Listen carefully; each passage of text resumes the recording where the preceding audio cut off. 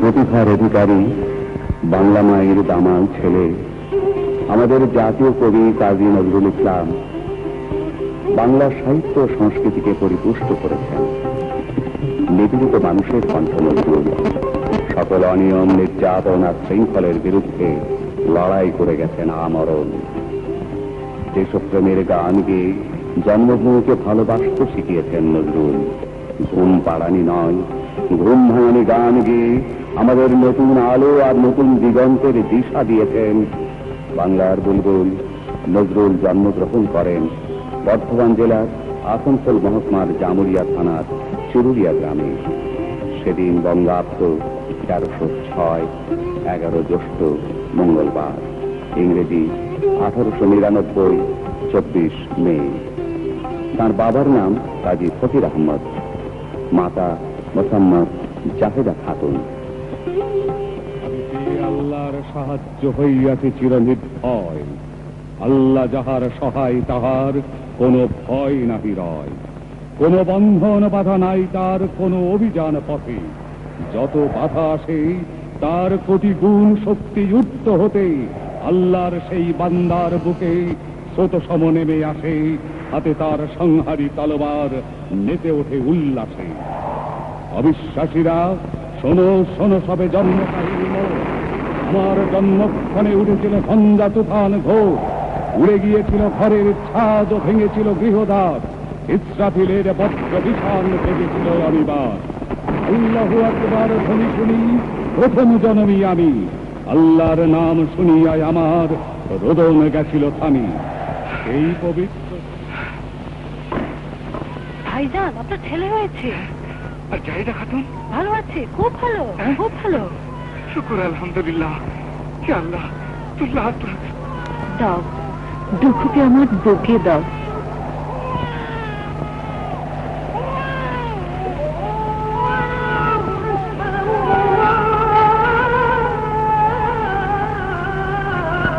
দুঃখটি আমার অনেক দুঃখের ধন। ইয়া আল্লাহ, ইয়া গফুরুর রহিম, ইয়া রহমানুর রহিম, আজ আমার এই দুঃখের দিনে তুমি আমাদের কোলে যে ছেলেকে তুলে দিলে,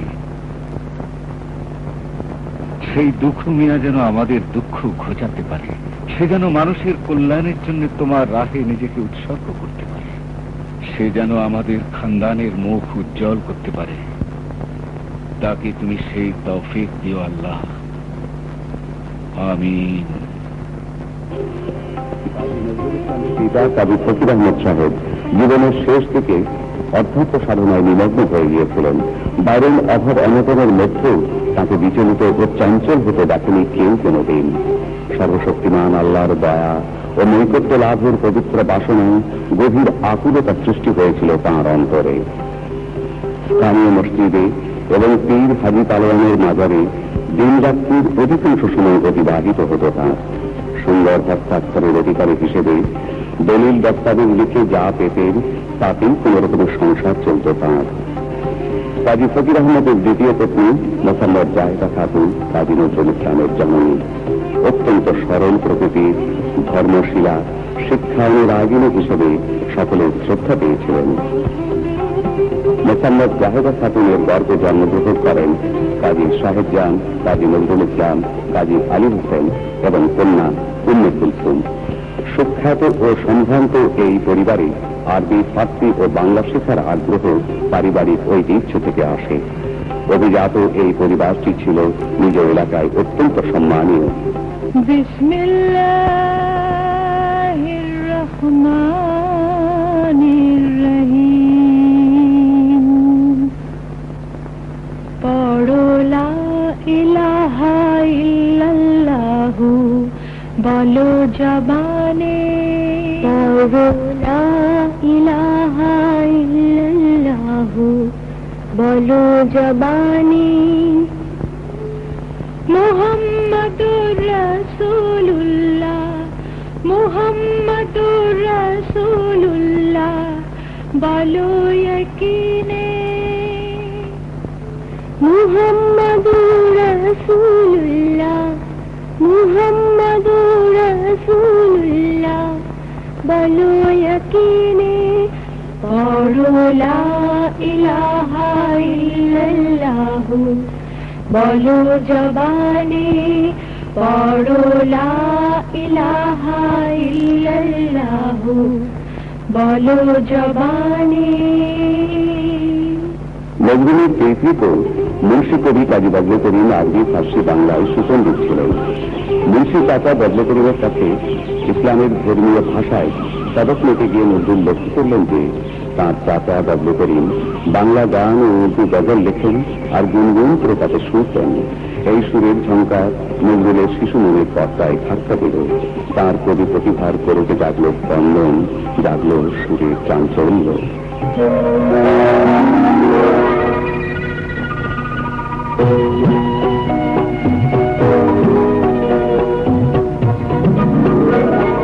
প্রজাপতি প্রজাপতি কোথায় পেলে ভাই এমন রঙিন পাখা?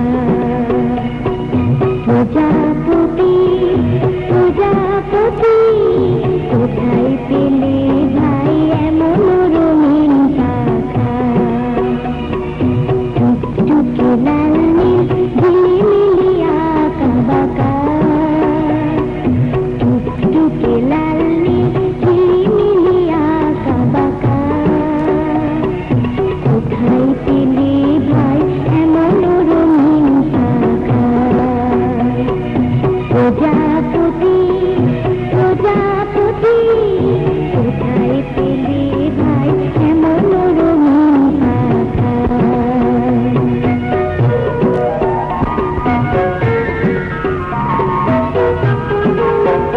তুমি তুলতুলে বনো ফুলে মধু খাও, ও বন্ধু সেই মধু দাও মধু দাও। তুমি তুলতুলে বনো ফুলে মধু খাও, ও বন্ধু সেই মধু দাও মধু দাও।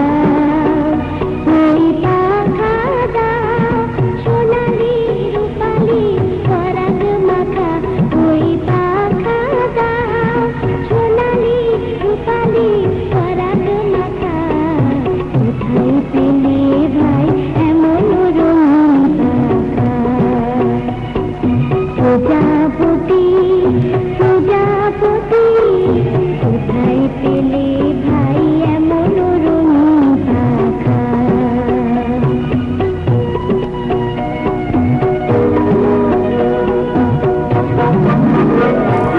মন দিতে চায় না পাঠশালাতে, প্রজাপতি তুমি নিয়ে যাও সাথে করে, তোমার সাথে প্রজাপতি।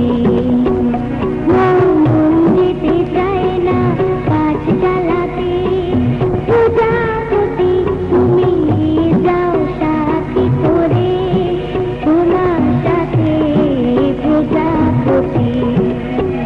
তুমি হাওয়ায় নেচে নেচে যাও, আর তোমার মতো করে আনন্দ দাও। তুমি হাওয়ায় নেচে নেচে যাও, আর তোমার মতো করে আনন্দ দাও। এই জামা ভালো লাগে না, দাও জামা ছবি আঁকা, জামা ভালো লাগে না, দাও জামা ছবি আঁকা। কোথায় পেলে ভাই এমন রঙিন পাখা? প্রজাপতি প্রজাপতি কোথায় পেলে ভাই এমন রঙিন পাখা? প্রজাপতি প্রজাপতি কোথায় পেলে এসো, এমন চলো বাবা, রঙিন চলো। পাখা? আলিফ জবর আ, আলিফ জবর আ, আলিফ জের এ, আলিফ জের এ, আলিফ পেশ ও, আলিফ পেশ ও, আ এ উ। আ এ উ। আলিফ জবর আ, আলিফ জবর আ, আলিফ জের এ, আলিফ জের এ, আলিফ পেশ ও, আলিফ পেশ ও, আ এ উ, আ এ উ, আলিফ জবর আ, আলিফ জবর আ, আলিফ জের এ। আলিফ জের এ। আসসালামু আলাইকুম। ওয়ালাইকুম আসসালাম। দেখো, ইনি তোমার উস্তাদ মৌলভী কাজী ফজলে আহমেদ। তার কাছে এই মক্তবে আজ থেকে তুমি তালিম নেবে। সালাম করো। আসসালামু আলাইকুম ওয়া রাহমাতুল্লাহি ওয়া বারাকাতুহু। ওয়ালাইকুম আসসালাম ওয়া রাহমাতুল্লাহি ওয়া বারাকাতুহু। মাশাআল্লাহ মাশাআল্লাহ। এসো বাবা কাজী নজরুল ইসলাম, এসো, বসো। দেখি দেখি একটু জায়গা দাও তো। হ্যাঁ, বসো।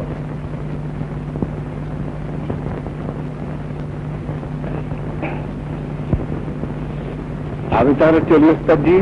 আচ্ছা, আসসালামু আলাইকুম। ওয়ালাইকুম আসসালাম। বিসমিল্লাহির রহমানির রহিম। আলিফ জবর আ, আলিফ জের এ, আলিফ পেশ উ, আ এ উ। বিসমিল্লাহির রহমানির রহিম। আলিফ জবর আ, আলিফ জের এ, আলিফ পেশ উ, আ এ উ, আলিফ জবর আ, আলিফ জের এ, আলিফ পেশ উ।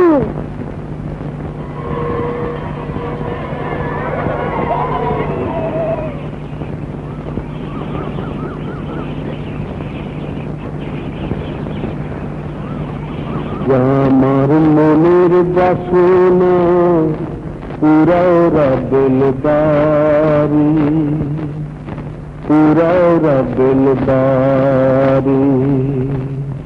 মোহাম্মদ রসুলের চরণ অরণ। আজ আমার মনের বাসনা পুরাও রাবেল বাড়ি, পুরাও রাবেল বাড়ি।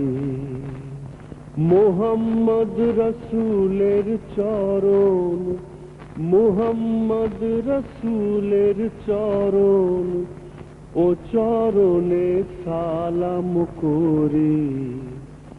আজ আমার মনের বাসনা পুরাও রাবেল বাড়ি, পুরাও রাবেল বাড়ি। হযরত আলী মা খাতুনে সালাম আমার জনে জনে, হোসেন হাসেন ভাই দুজনে, তাদের পায়ে সালাম করি। আজ আমার মনের বাসনা পুরাও রাবেল বাড়ি, পুরাও রাবেল বাড়ি। কাজী বজলে করিমের স্নেহচ্ছায় কাজী নজরুল ইসলাম উর্দু, আরবি ও ফার্সি ভাষায় তালিম নেওয়া ছাড়াও লেটো গান ও কবিতা রচনায় পারঙ্গম হয়ে ওঠেন এই সময়। নিম্ন প্রাইমারি মক্তবে প্রতিটি শ্রেণীতে প্রথম স্থান অধিকার করে বড় হতে থাকে নজরুল। বসো বসো। চুরুলিয়া গ্রাম পঞ্চায়েত পরিচালিত চুরুলিয়া প্রি প্রাইমারি স্কুল ও মক্তবের চতুর্থ শ্রেণীর বার্ষিক পরীক্ষার ফলাফল দেয়া হচ্ছে। তোমরা সবাই বেশ ভালো পড়াশোনা করেছো এই বছর। ইনশাআল্লাহ আগামীতে তোমরা আরো বেশি মনোযোগী হবে পড়াশোনায়। আমরা এই আশা করি। বাবা বাজার থেকে চাল নিয়ে আসতে, তবে ভাত চড়াবে। ভাত হলে তবে খাবো।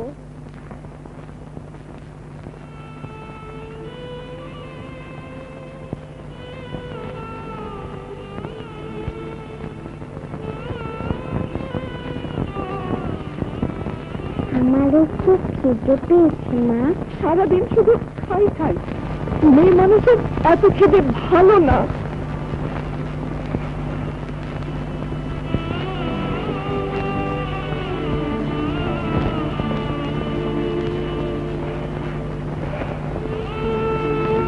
এসো ভাই।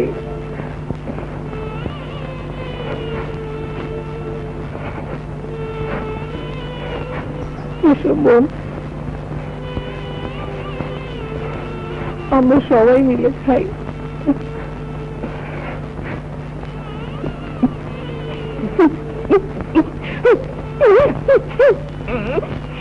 কাঁদছো কেন মা?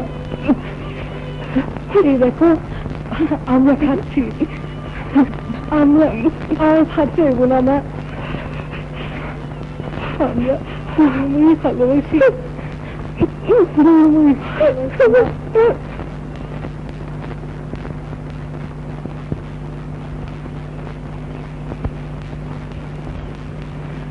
কি হলো, শরীর খারাপ করেনি তো? বেলা গড়িয়ে যায়, আমি তো চিন্তায় অস্থির। ওদিকে দুঃখু কুলসুম কখন থেকে ভাত চাইছে।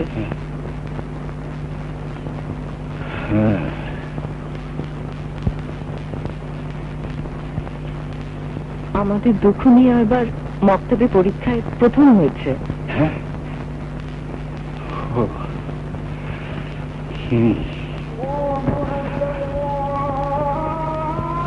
নামাজের সময় হলো, ওজুর পানি দিচ্ছি।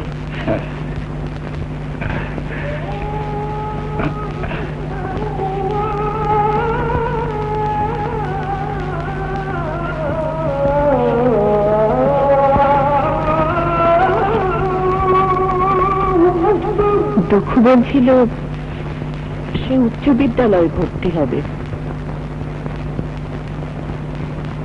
উচ্চ বিদ্যালয়ে পড়তে হলে তো অনেক টাকা পয়সা লাগবে। স্কুলের মাইনে, বইপত্র, চারদিকে হাহাকার। দিন দিন হো করে বাড়ছে চাল ডালের দাম। চারদিকে স্বদেশী আন্দোলন, ইংরেজ খেদা অভিযান, সন্ত্রাসী কাজকর্ম, অনাহার।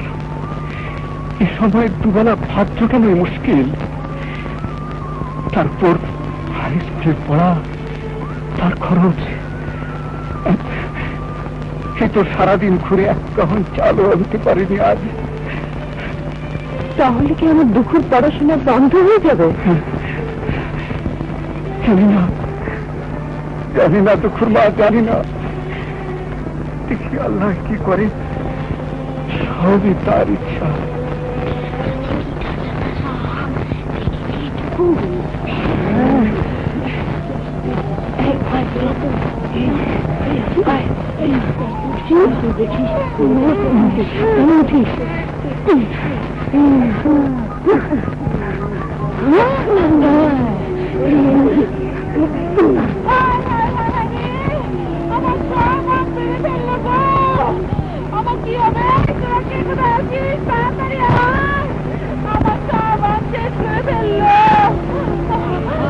এত চেঁচামেচি করছো কেন মাসি? মাসি তোরা কে গো? আমরা তোমার বিস্তৃত বোনের, মাস্তুত ভাইয়ের ছেলে গো। ও মা, তাই বুঝি? তা আগে বলবি তো।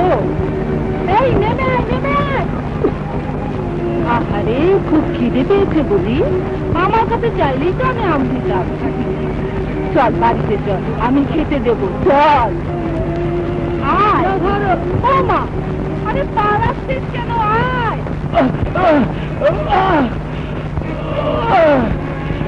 খোয়াগা অজন্মায়, খোয়াগা অজন্মায়,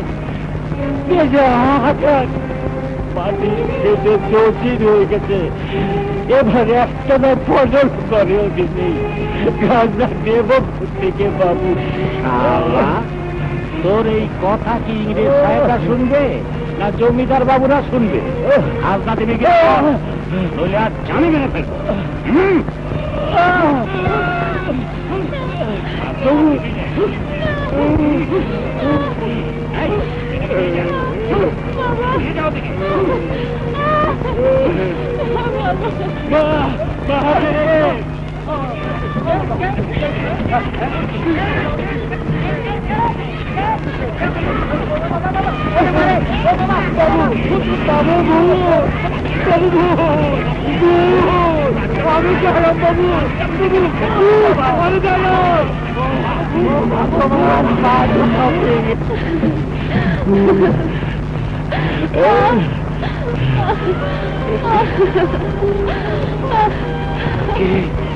আমি দুঃখু।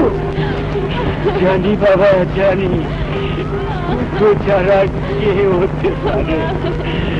দুঃখ ছাড়া এই চোখে দুঃখ আর কে বুঝতে পারে বাবা? কে বুঝতে পারে? ভগবান তোমার মঙ্গল করি বাবা। বাবা দুঃখ, আমি তো তোদের জন্য দুঃখ। তোর মায়ের চোখের পানি ছাড়া কিছুই রেখে যেতে পারলাম না।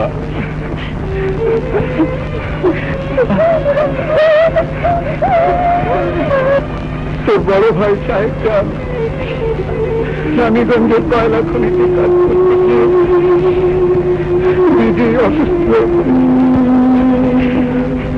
মা, ছোট ভাই বোনদের তোকেই দেখতে হবে বাবা। আপনি ওদের জন্য ভাববেন না আব্বাজান। মোসাম্মদ জাহিদা খাতুন,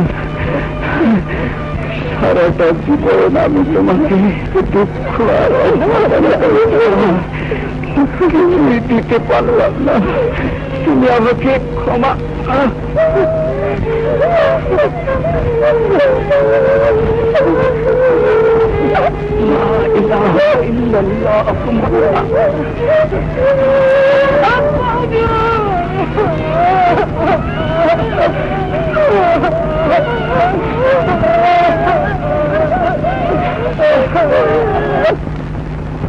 ভাই বন্দে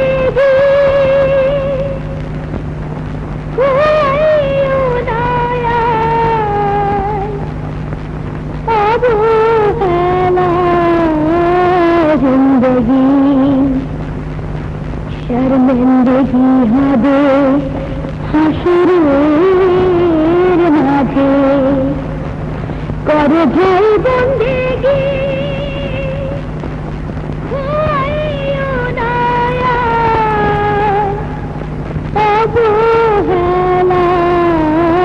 जिंदगी नमाज पढ़ी नमाज पढ़ो नमाज पढ़ी नमाज पढ़ो সবার সাথে জামাতেতে মসজিদেতে গিয়া नमाज पढ़ो मिया नमाज पढ़ो मिया तातने की पाबे बेशी पर से हबे खुशी तातने की पाबे बेशी पर से हबे खुशी থাকবে না কোটি না প্রেমে পূর্ণ হবে হিয়া नमाज पढ़ो मिया नमाज पढ़ो मिया नमाज पढ़ो मिया नमाज पढ़ो मिया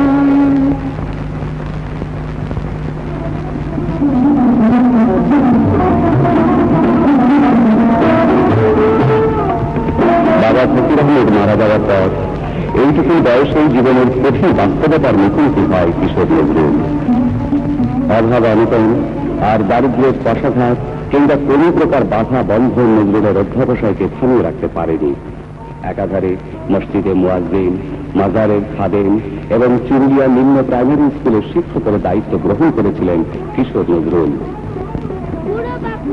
কুড়োবা লিখছে কাঠায় কুড়োবা কাঠায় লিখছে কুড়োবা কুড়োবা লিখছে কাঠায় কুড়োবা কাঠায় লিখছে কাঠায় কাঠায় ভুল পরিমাণ বিষ ধুলে হয় কাঠার প্রমাণ কাঠায় কাঠায় ভুল পরিমাণ বিষ ধুলে হয় কাঠার প্রমাণ ধুল বাকি থাকে যদি কাঠা নিলে পর ছোলো দিয়ে পুড়ে তারে সারা বান্ডা ধর ধুল বাকি থাকে যদি কাঠা নিলে পর ছোলো দিয়ে পুড়ে তারে সারা বান্ডা ধর শের প্রতি দ্রব্যজাত হইবে দর টাকা প্রতি 40 টাকা মন প্রতি ধর শের প্রতি দ্রব্যজাত হইবে দর টাকা প্রতি 40 টাকা মন প্রতি ধর ঠিকই প্রতি 10 টাকা ধরিয়া লইবে আনাতে 2.5 টাকা নিশ্চয় জানিবে ঠিকই প্রতি 10 টাকা ধরিয়া লইবে আনাতে 2.5 টাকা নিশ্চয় জানিবে পাই প্রতি 10 আনা গন্ডায় 2 আনি কড়া প্রতি 2 পাই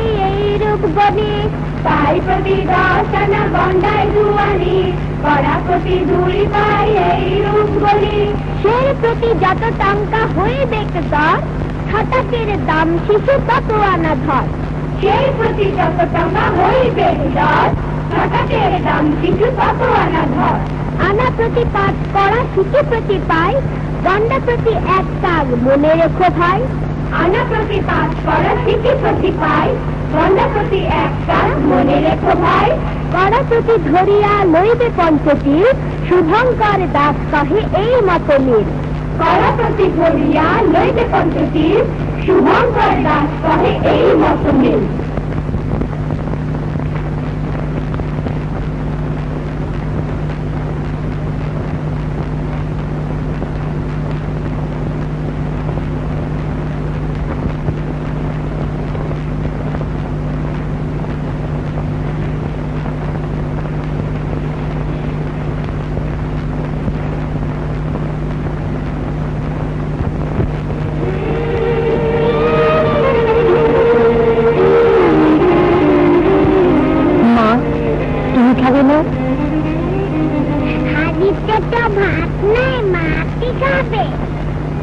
তোরা খেয়ে নে আমার খিদে নেই বাবা মা সারা জীবন তোর বাবা মসজিদের ইমামতি আর মাজারের খাদেমগিরি করে গেলেন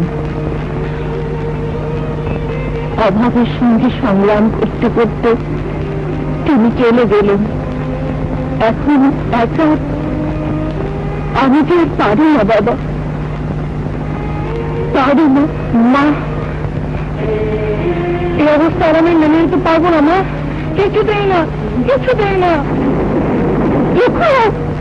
এই ঝড়ের থেকে কোথায় চললি বাবা ভয় পেও না মা এই ঝড় তোমার দুঃখকে কিছুই করতে পারবে না তোমরা না আমার নাম রেখেছে দুঃখ কোন দুঃখের কাছে এই দুঃখ কোনোদিন নদী শেয়ার করবে না মা কোনোদিন না কোনোদিন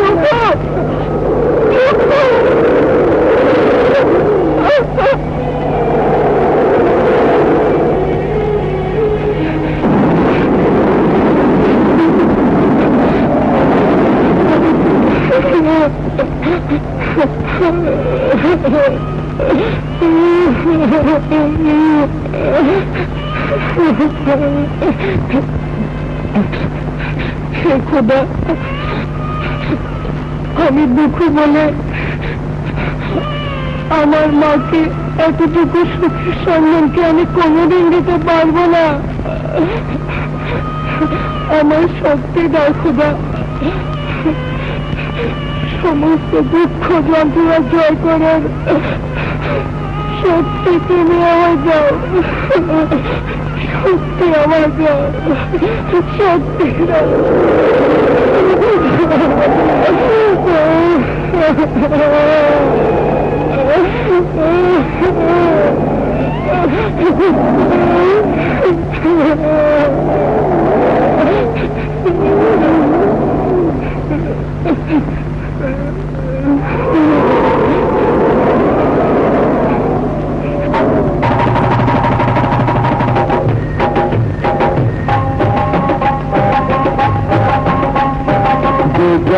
তেমনি লোকের মর্ম সে জানে ভালোর মর্ম জানে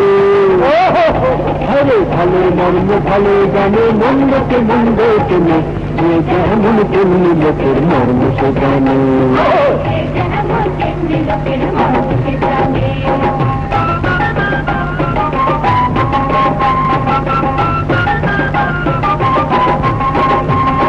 মুরগিরাকে মানুষ যদি ফেলে দেওয়া যায় মুরগি ঠকুর মারে হায় হায় রে মুরগিরাকে মানুষ যদি ফেলে দেওয়া যায় মুরগি ঠকুর মারে হায় হায় রে আদার বহুরিরা দেখতে পেলে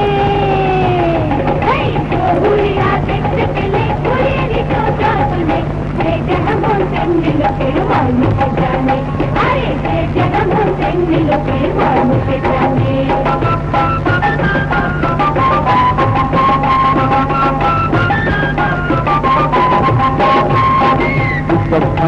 যে যদি বাবরেরই হাতে সে কি জানে করতে পানি দেয় যদি পাথরে হাতে সে কি জানে করিতে হায় হায় সেটি উল্ট পালট করে পুতা হায় উল্ট পালট করে পুতা সে করবে কি জানে সে যেমন তেমনি লোকের মর্ম সে জানে আরে সে যেমন তেমনি লোকের মর্ম সে জানে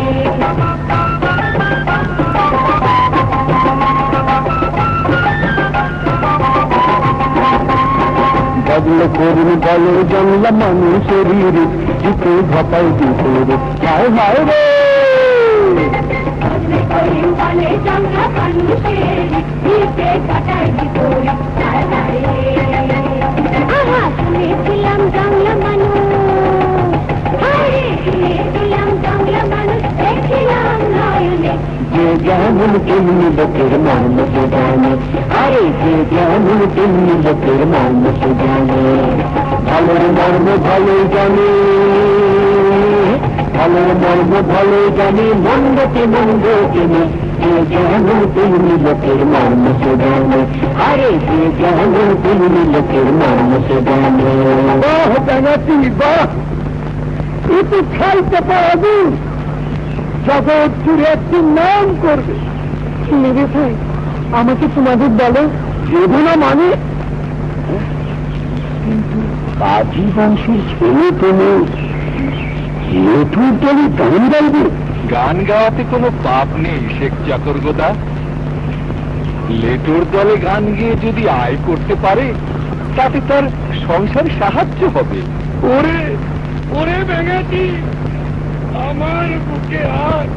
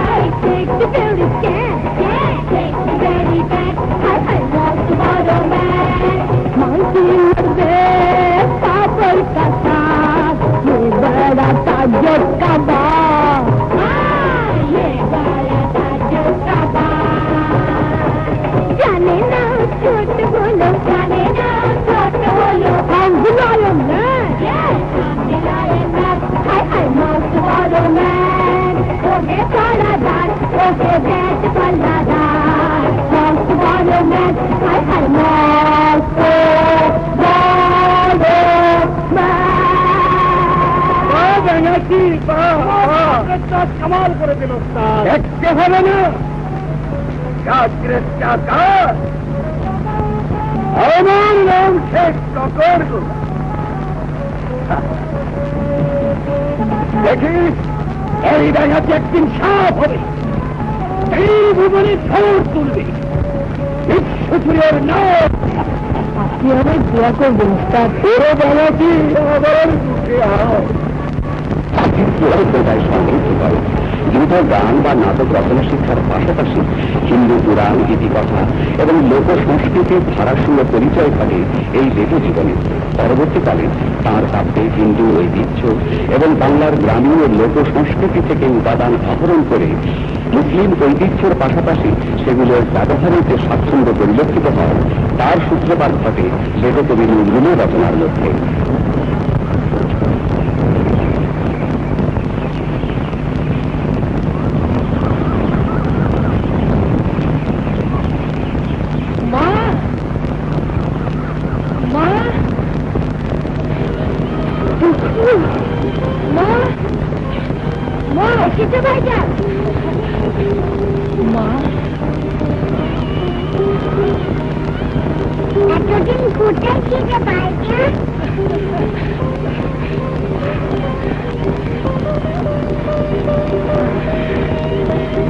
গিয়েছিলাম পালা দেখতে জানো না আমার পালা দেখে গায়ে মানুষের সে কি আনন্দ মা এই নাও, আর এই টাকা পয়সা রাখো।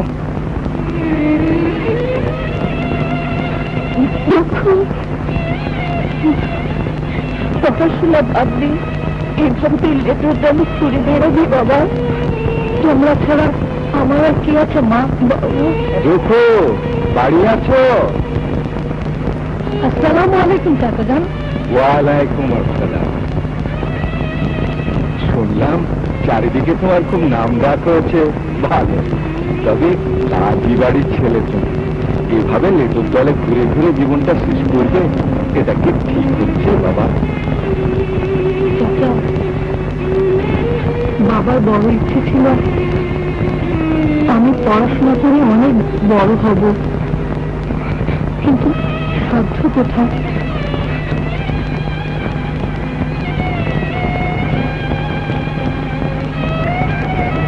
দেখো বক্তব্যে তুমি সবকটি পরীক্ষায় প্রথম হয়ে এসেছো।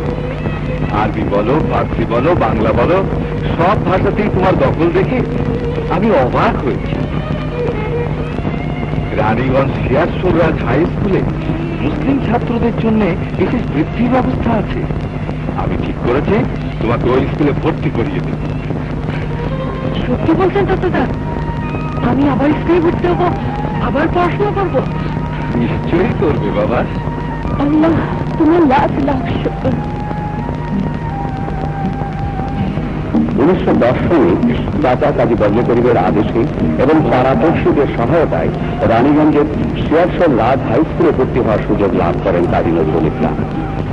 সিয়ারসোল রাজ হাই স্কুলের তৎকালীন হেডমাস্টার শ্রী নগেন্দ্রনাথ বন্দ্যোপাধ্যায় অত্যন্ত দারাজ দিলের মানুষ ছিলেন। কাজী নজরুল ইসলাম, ভর্তি পরীক্ষায় তোমার অপূর্ব ফলাফল দেখে আমরা মুগ্ধ হয়েছি। তোমাকে সিয়ারসোল রাজ হাই স্কুলে 4র্থ শ্রেণীতে অবৈতনিক সুবিধা সহ ভর্তি এবং মুসলিম হোস্টেলে ফি থাকা খাওয়ার ব্যবস্থা প্রদান করা হলো।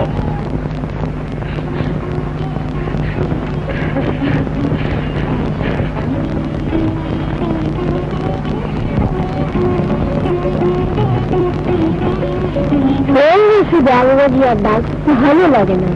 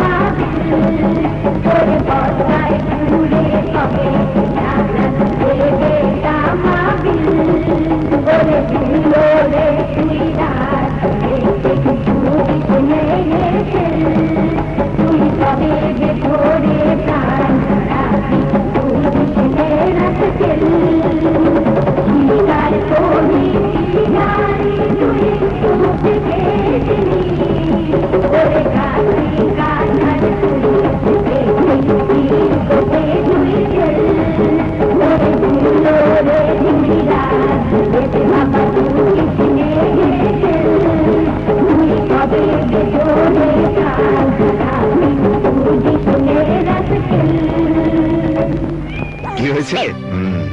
পেটের ছাত্রদের ছাড়বেন শিখবেন না, শিখিলে একটা তো জরিমানা হইবে।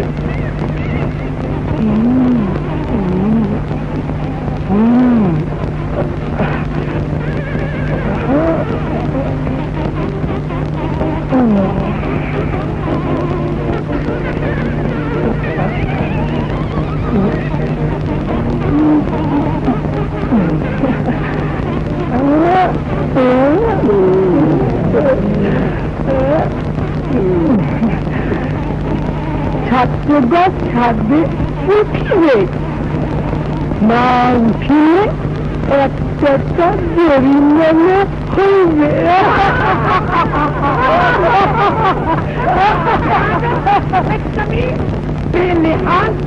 আমার হোস্টেলে আইন অমান্য কঠিন শাস্তি দেওয়া হবে।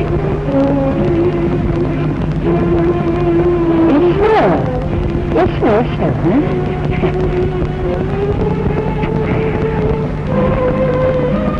এই যে নাচের গুরু কাজী নজরুল ইসলাম, জানি আমি সব জানি। বিদ্রোহ একমাত্র তুমিই করতে পারো। তোমার জন্য আমার নিরীহ সুবোধ বালকদের নষ্ট হয়ে যেতে দিতে পারি না। তুমি এই মুহূর্তে আমার হোস্টেল ছেড়ে চলে যাও। হোস্টেল সুপার আব্দুল গফুর সাহেবের কঠোর আচরণে অভিমান করে সিরাজুল রাজ হাই স্কুল ত্যাগ করেন প্রতিবাদী দুরন্ত নজরুল। স্কুল বদলের কারণে জ্ঞান পিপাসু নজরুলের লেখাপড়ায় সাময়িকভাবে ব্যাঘাত ঘটলেও জীবন সংগ্রামী নজরুলকে এবার দেখা যায় মাত্র উচ্চ ইংরেজি বিদ্যালয় তথা নবীনচন্দ্র ইনস্টিটিউটে। হেডমাস্টার শ্রী কুমুদরঞ্জন মল্লিক নজরুলের অভাবনীয় মেধা ও প্রতিভার পরিচয় পেয়ে তাকে সরাসরি ষষ্ঠ শ্রেণীতে ভর্তি করে নেন।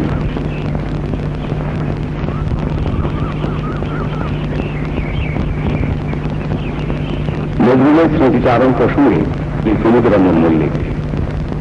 কিশোর তরুণ তেজস্বী নজরুল, অম্লান তাজা টাটকা গোলাপ ফুল, প্রীতিগীতিময় তাহার বসুন্ধরা, আগুন এবং আঙুর দিয়ে সে গড়া। বুকেতে তাহার ছুটিতেছে নিশিদিন, ভাব ভাষার বিদ্যুৎ বেদুইন। আলোকে পুলকে প্রতিভায় ভরা প্রাণ, মরিচিকা মাঝে রচিছে মরুদ্যান।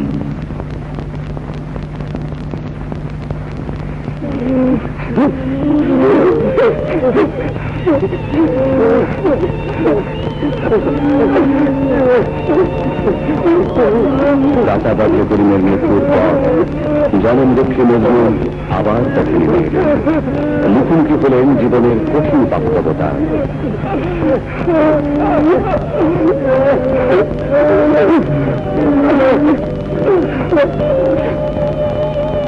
কয়লার শহর আসানসোল। বেঁচে থাকার তাগিদে নজরুলকে এবার চাকরি নিতে হয় এক রুটির দোকানে।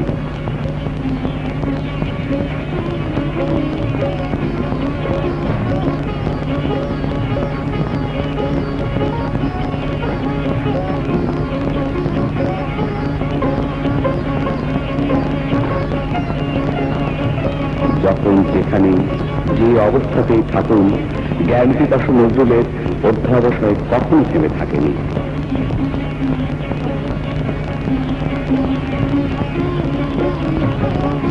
ভাই নজরুল, শুরু করো শুরু করো।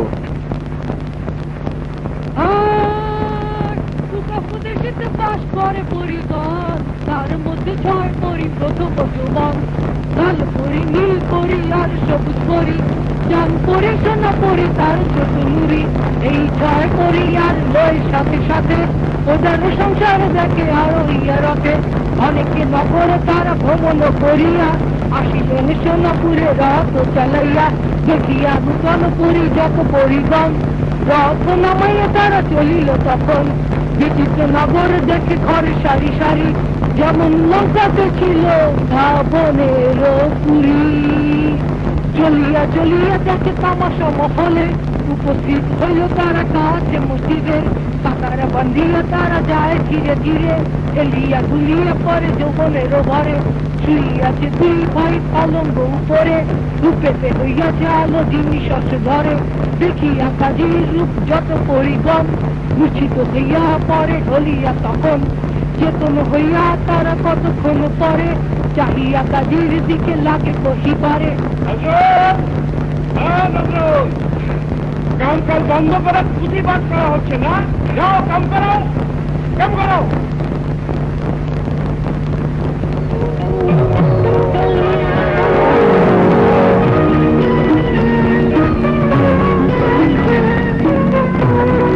আরে দারোগা বাবু আসেন আসেন আসেন, বসেন বসেন।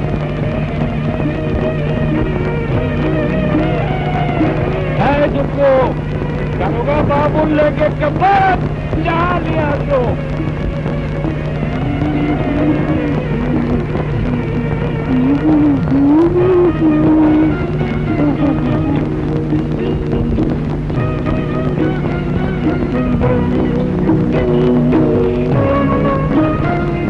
মনে হচ্ছে ভালো ঘরের ছেলে, এখানে কি করছে? वो एक पागल किस्म का लड़का है बाबू। वो खुद गान बनाता है, दिन भर गाता भी है, कविता भी लिखता है। लेकिन खेले बहुत भालो आते बाबू।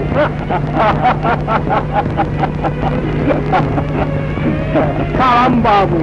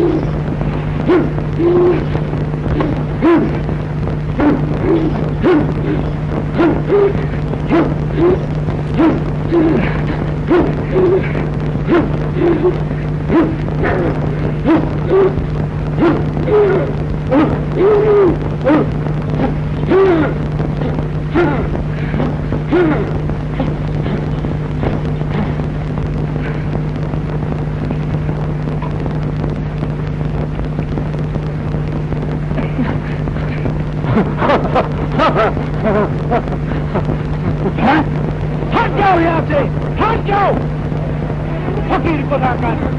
जाओ, जाओ तो क्या मांगता है? जाओ अपना काम करो, जाओ जाओ जाओ। দুহু এই দুহু,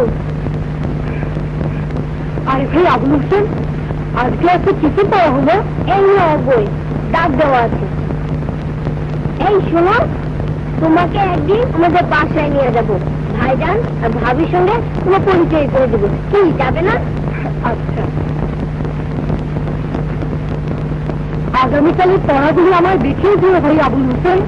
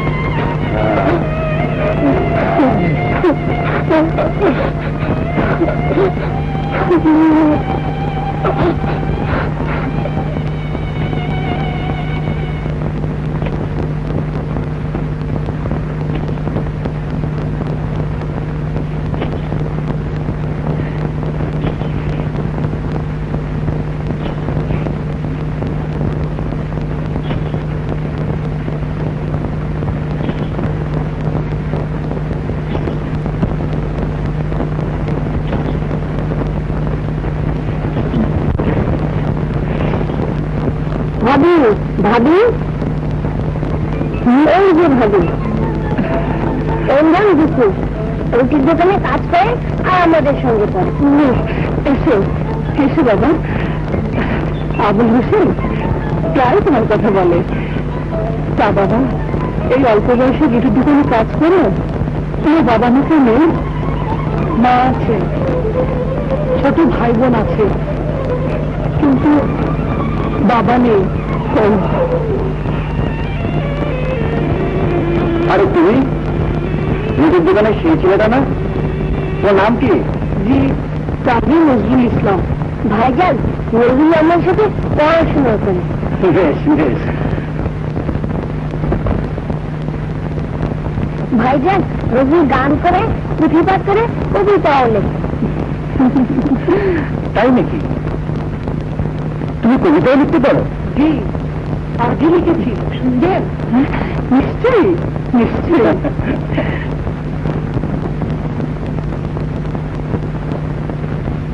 বুকের বেদনা বুকেতে রাখিলে ঢাকি, মরণের দিনে সেই বুকে হাত রাখি, দেখাইয়া গেলে ওইখানে আছে লেখা ব্যথার কাহিনী, যাহা যায় না কো দেখা।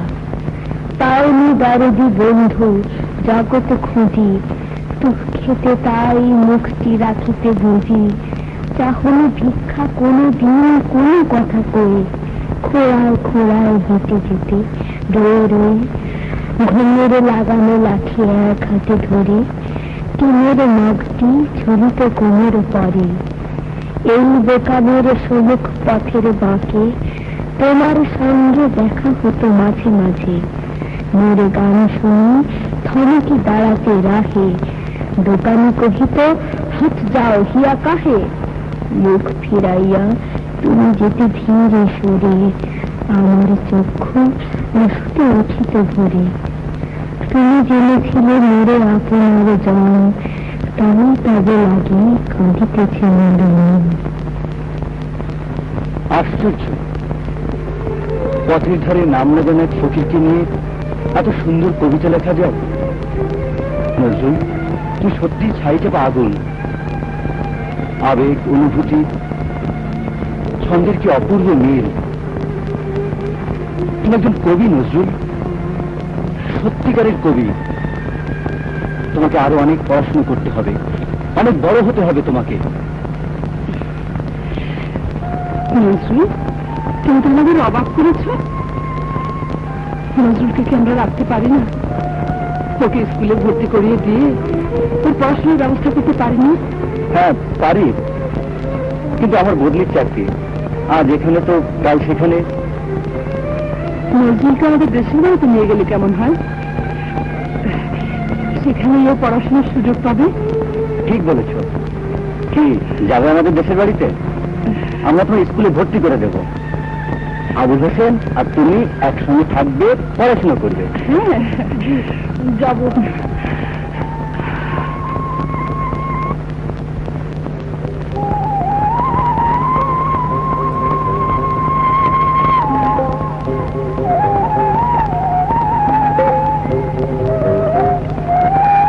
কৃষক নজরুল বাংলাদেশে এসে অবলোকন করেন এক স্বতন্ত্র পরিবেশ।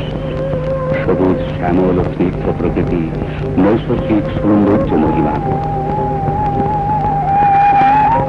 বাংলাদেশের মাটি, মানুষ ও প্রকৃতির সঙ্গে তাঁর অন্তরঙ্গ ও গভীর পরিচয়ের সুযোগ ঘটে এ সময়ে।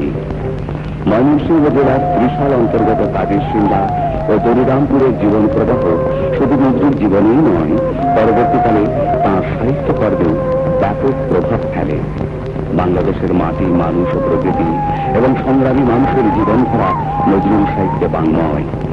কৈশোরের এই অভিজ্ঞতা ও অন্তরঙ্গ পরিচয় এর মূলে নিঃসন্দেহে কাজ করেছে।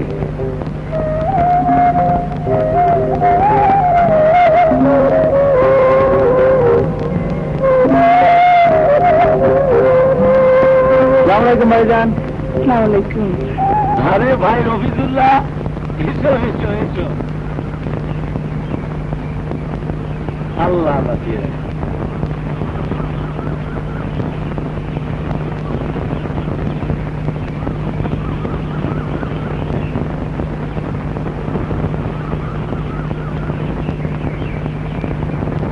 তাই ছেলেটি কি? কাজী নজরুল ইসলাম, আসানসোল এলাকার চুরুলিয়া গ্রামের কাজী বাড়ির ছেলে। সঙ্গে নিয়ে এসেছি, এখানে থাকবে, পড়াশোনা করবে। আজ থেকে এটাকেই তোমার নিজের বাড়ি মনে করবে। এসো বাবা, ঘর দেখিয়ে দিই।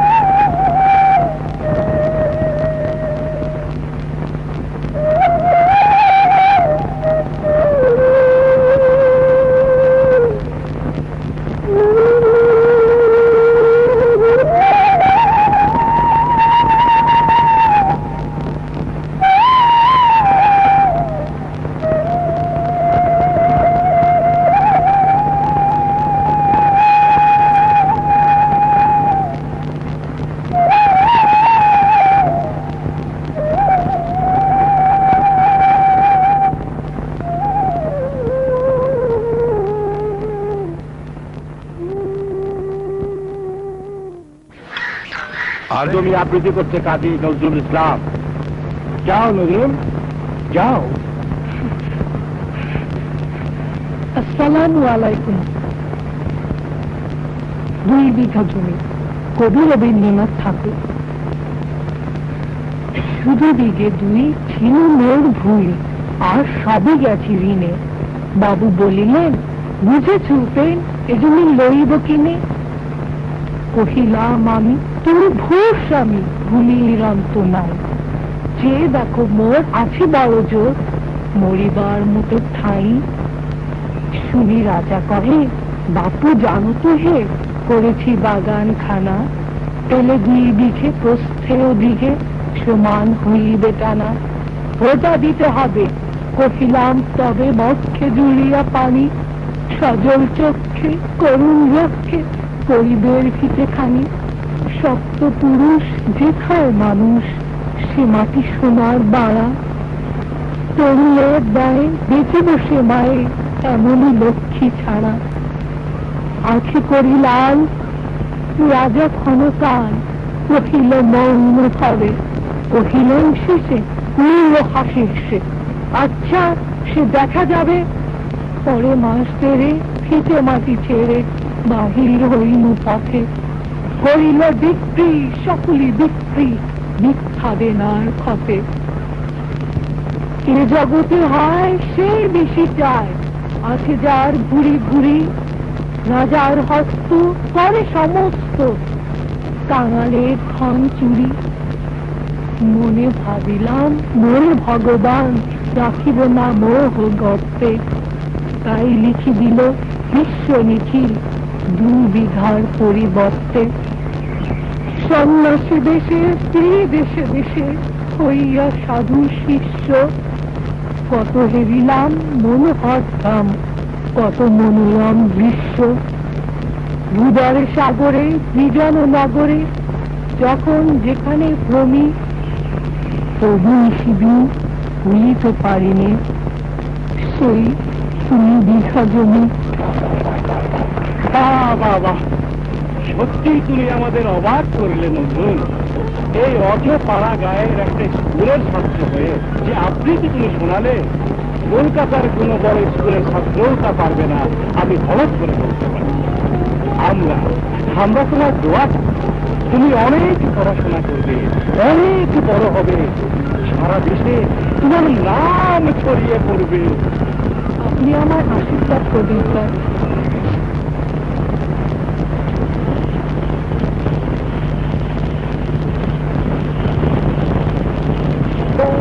ভেবেছিলাম রঙে দিন যাবে রে ভেবেছিলাম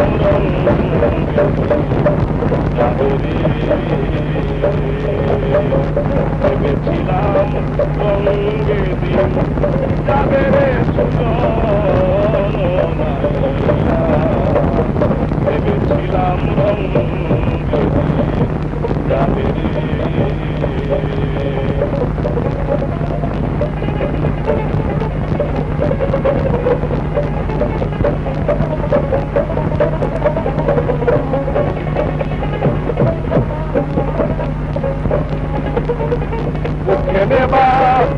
চাইলাম রে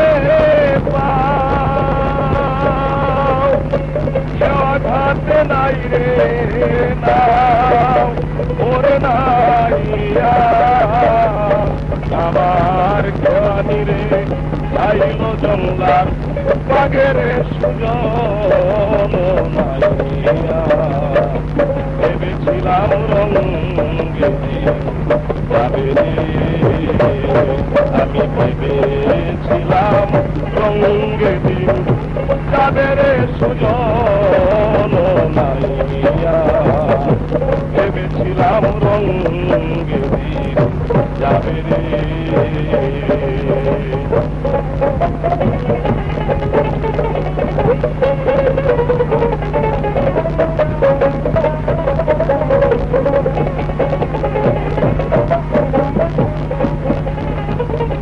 যে আমারে করিবে পার তারে গলার হাররে করে নাইয়া আমি আরো দিব এম বজ বনরে সুজন নাইয়া ভেবেছিলাম রঙ্গে দিন যাবে রে আমি ভেবেছিলাম রঙ্গে দিন যাবে রে সুজন নাইয়া ভেবেছিলাম রঙ্গে দিন যাবে রে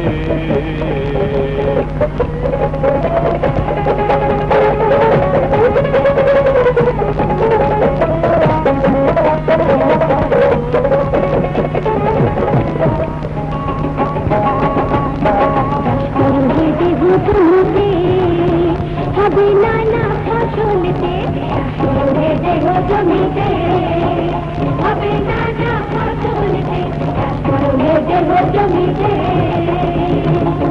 আমাদের জমিও গালে সেটাতে জমি সামালে আমাদের জমিও গালে সেটাতে জমি সামালে কালী মাই জমিতে মই দিলে চিন্তা দিলে কি ভাবিতে চাষ করবে দেহ জমিতে তোমরা দেহ জমিতে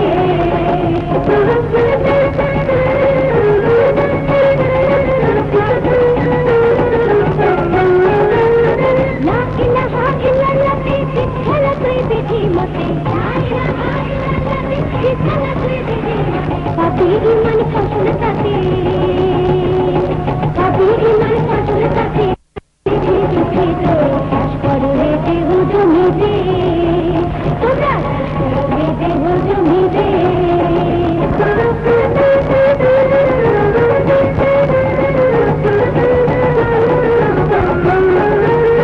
মাইকে নালা আছে তাহার অজর পানি নিয়ে আসি হাত মাইকে নালা আছে তাহার অজর পানি নিয়ে আসি হাত ফলে পাবি নানা প্রকার ফলে পাবি নানা প্রকার ফসল জমিতে তাহাতে চাষ করবে দেহ জমিতে তোমরা দেহ জমিতে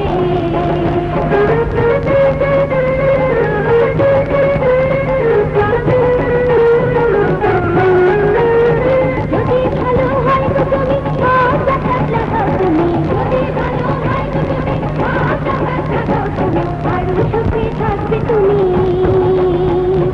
আরো সুখে থাকবে তুমি পায়ে নদুলে গ্রামেতে চাষ করবে দেহ জমিতে হবে নানা ফসলেতে চাষ করবে দেহ জমিতে হবে নানা ফসলেতে চাষ করবে দেহ জমিতে আমাদের জমিও গালে প্রজাতে জমি সামালে আমাদের জমিও গালে প্রজাতে জমি সামালে তবে মাই জমিতে মই দিলে চিন্তা দিলে এই ভবিতে চাষ করবে দেহ জমিতে তোমরা করবে দেহ জমিতে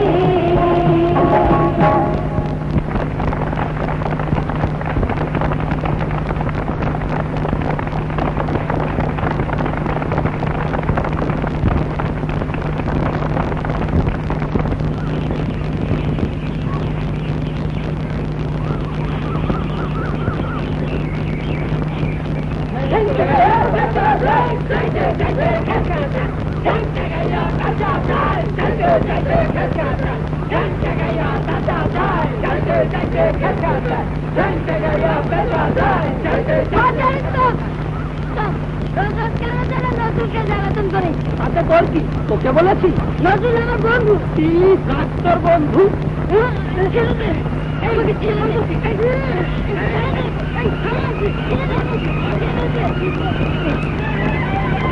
ওরে বাবা আবুল হোসেনকে তুমি থাকতে দিয়ে চিনলে কেন? ও মা হ্যাঁ জায়গায় আবার কথা বলে নাকি কেমন লাগে কি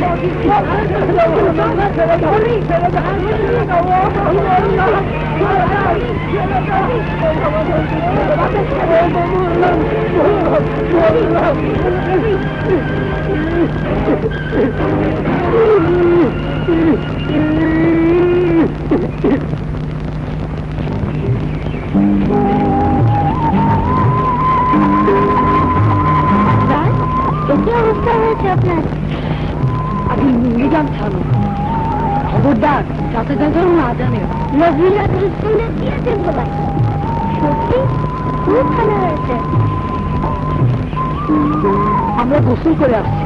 আচ্ছা চলো।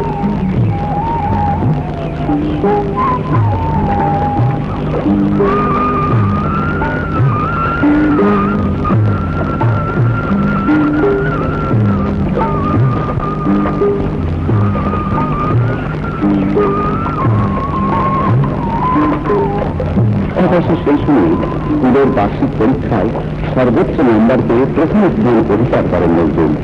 এই সময় ঘটে এক অভাবনীয় ঘটনা। এবং ফার্সি পরীক্ষার নজরুলকে হচ্ছে 98, কিন্তু অধিবেশন ছিল ফেল করেছি। আমি ঠিক করেছি অন্যদেরকে 5 মার্ক গ্রেড দিয়ে পাস করিয়ে দেব। এখন নজরুল দাবি করছে ওকে 5 মার্ক দিতে হবে। নজরুল, ফার্সিতে তুমি যে নম্বর পেয়েছো আমার স্কুলে কেউ কোনোদিন তা পায়নি।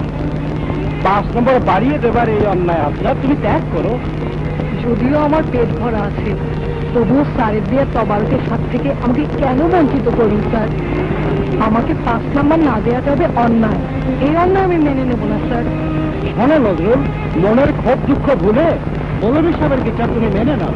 তাছাড়া তোমার মতো মেধাবী ছাত্রকে তো স্কুল থেকে আমি ছাড়তে পারি না। হয়তো আমাকে স্কুল সার্টিফিকেট দেবেন না, সার্টিফিকেট ছাড়াই আমি বাকি ক্লাস অন্য স্কুলে ভর্তি নিয়ে পড়ে নেব স্যার। আমার কথা শোনো নজরুল। না স্যার, যে স্কুলে ন্যায় বিচার নেই আমি সেই স্কুলে পড়বো না।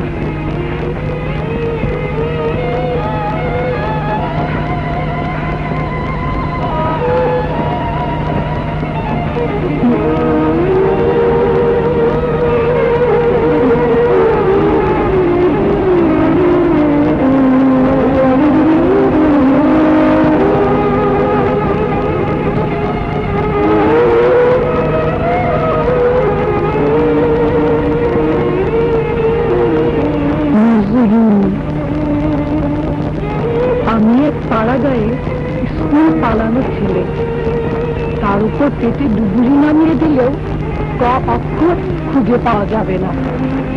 স্কুলের হেডমাস্টারের চেহারা মনে করতেই আমার আজও জল তেষ্টা পেয়ে যায়।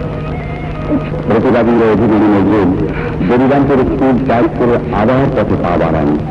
আপসের নজরুল ফিরে যান নিজ জেলা বর্ধমানে। কোনো বাঁধন, কোনো মেয়ের দড়ি, কোনো দিনই আটকে রাখতে পারেনি এই বাঁধন হারাকে। কাজীর সিমলা ও বরিরামপুর থেকে কাজী নজরুল ইসলামের লেখাপড়ার উৎসাহ দ্বিগুণ বেড়ে যায়। উচ্চশিক্ষার দৃঢ় সংকল্প বুকে নিয়ে নজরুল আবার ফিরে আসেন শেয়ারশোলে। রানীগঞ্জের শেয়ারশোল রাজ হাই স্কুলের হেডমাস্টার শ্রী নগেন্দ্রনাথ বন্দ্যোপাধ্যায় কিছুদিন এই স্কুলে ছিলেন না। এই সময়ে তিনিও আবার ফিরে আসেন শেয়ারশোল রাজ হাই স্কুলে। নজরুলের প্রতি সহানুভূতিশীল এই শিক্ষক নজরুলের জ্ঞান পিপাসা ও প্রতিভার পরিচয়ে মুক্ত হন। তাঁরই প্রচেষ্টায় নজরুল বিনা পয়সায় আবারও শেয়ারশোল রাজ হাই স্কুলে অধ্যয়ন করার সুযোগ পান। অভাবনীয় প্রতিভার অধিকারী নজরুলকে ডবল প্রমোশন দিয়ে ভর্তি করা হয় 8ম শ্রেণীতে। স্টাইপেন্ড প্রদান করা হয় প্রতি মাসে 7 টাকা। 1915 থেকে 1917 সাল পর্যন্ত নজরুল এই স্কুলে 8ম, 9ম ও 10ম শ্রেণীতে অধ্যয়ন করেন। থাকার ব্যবস্থা করা হয় স্কুলের পাশেই মহম্মদী বোর্ডিং নামক একটি মাটির ঘরে। 5টি মুসলমান ছেলে বাস করে এখানে। তাদেরই একজন হল দুঃখু মিয়া, আমাদের কাজী নজরুল ইসলাম। দুঃখু, আরে শৈল এসেছিস? বস। আরে দাঁড়াও দাঁড়াও, আগে এটা পেতে দেই, তারপরে দাওয়ায় গিয়ে বসো।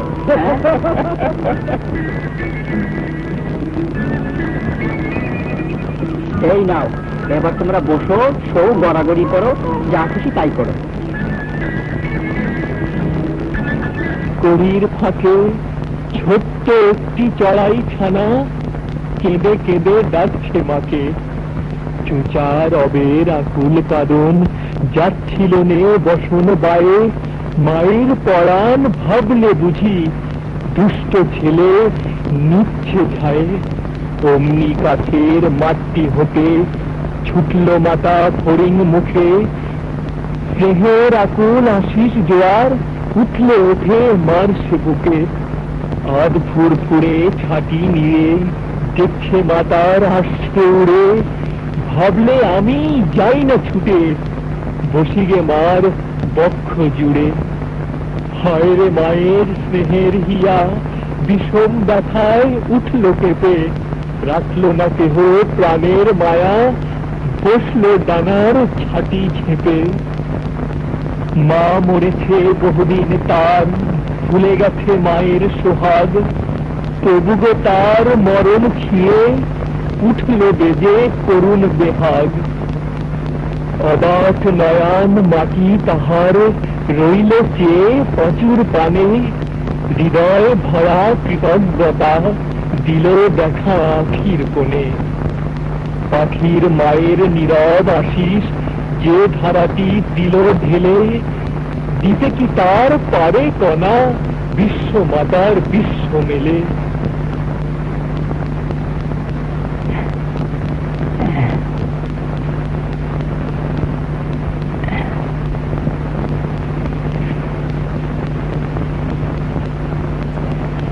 দেখো, তুই জ্বালাস আমায় বড়, কিন্তু লিখিস বড় ভালো।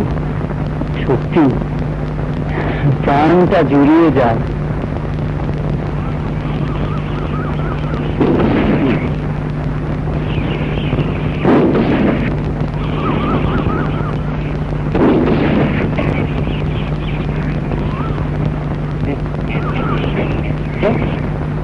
শুধু শুধু নিরীহ পাখি মেরে লাভ কি পাঞ্চু? বন্দুকটা আমাকে দে, আমি প্র্যাকটিস করি। শৈল আয়, এইবার আসল টার্গেট ঠিক করি।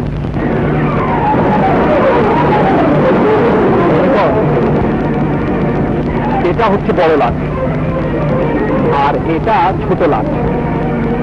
আর এবার আমি মারব পঞ্চম জজ।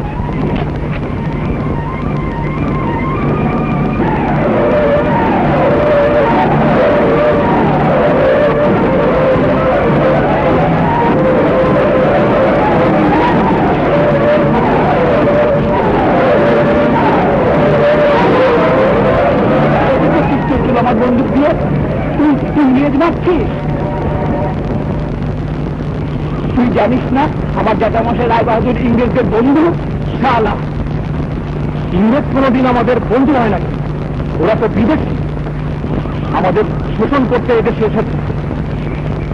শিবযুদ্ধ স্বদেশীদের মতো কথা বলছে, আমি নাই ভাই।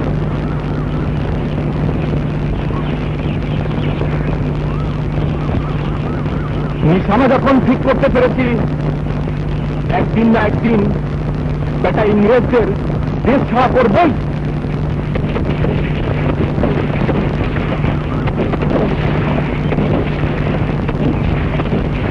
একবার বিদায় দে না, ঘুরে আসি, হাসি হাসি পড়ব ফাঁসি, দেখবে জগৎবাসী। আদাব স্যার, কাল বিকেলে বন্দুক কি মারছিল? ইংরেজ?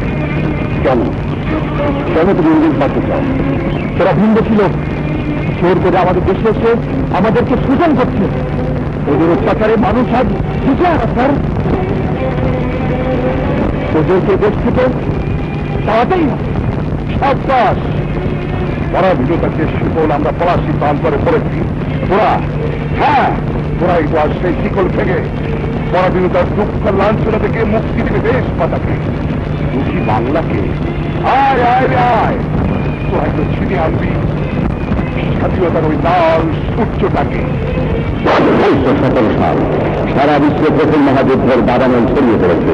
ইংরেজ আর জার্মানির যুদ্ধ হচ্ছে ভারত তথা বাংলাদেশেও চলে গেছে। ইংরেজ সেনাবাহিনীতে পাঞ্জাবি, মারাঠি, গোর্খা সহ ভারতের অন্যান্য প্রদেশের লোক নেওয়া হয় না কেবল বাঙালিদের। সারা দেশে প্রতিবাদের ঝড় ওঠে, সারা বাংলায় দাবি উঠল কেউ বলে বাঙালি ভীতু। যুদ্ধবিদ্যায় বাঙালিরা গৌরবময় ইতিহাস রয়েছে, তাই সকলের কণ্ঠে উচ্চারিত হল বাঙালি পল্টনে, বাঙালি পল্টনে, বাঙালি পল্টনে, বাঙালি পল্টনে, বাঙালি পল্টনে, বাঙালি পল্টন। এসো এই নবীন দল, বাঙালি পল্টনে যোগ দাও, ঘুচিয়ে দাও বাঙালির ভীরুতার অপবাদ। দেশকে পরাধীনতার শৃঙ্খল থেকে মুক্ত করার শপথ নিয়ে আধুনিক যুদ্ধবিদ্যা শেখার লক্ষ্যে দলে দলে যুবকরা এগিয়ে আসে। গঠিত হয় বাঙালি পল্টন। অগ্রযুগের এই সময় নজরুলকে দিয়েছিল আধুনিক যুদ্ধবিদ্যায় তালিম নেবার সুযোগ। তাঁর দৃঢ় আশা ছিল এই আধুনিক যুদ্ধবিদ্যাকে তিনি জাতীয় সংগ্রামে কাজে লাগাতে পারতেন। বাঙালি পল্টন জিন্দাবাদ, বাঙালি পল্টন জিন্দাবাদ, বাঙালি পল্টন জিন্দাবাদ, বাঙালি পল্টন জিন্দাবাদ, বাঙালি পল্টন জিন্দাবাদ, বাঙালি পল্টন জিন্দাবাদ। 1917 সালে দশম শ্রেণীর ছাত্র ফাইনাল পরীক্ষার মাত্র কয়েকদিন আগেই যোগ দিলেন বাঙালি পল্টনে।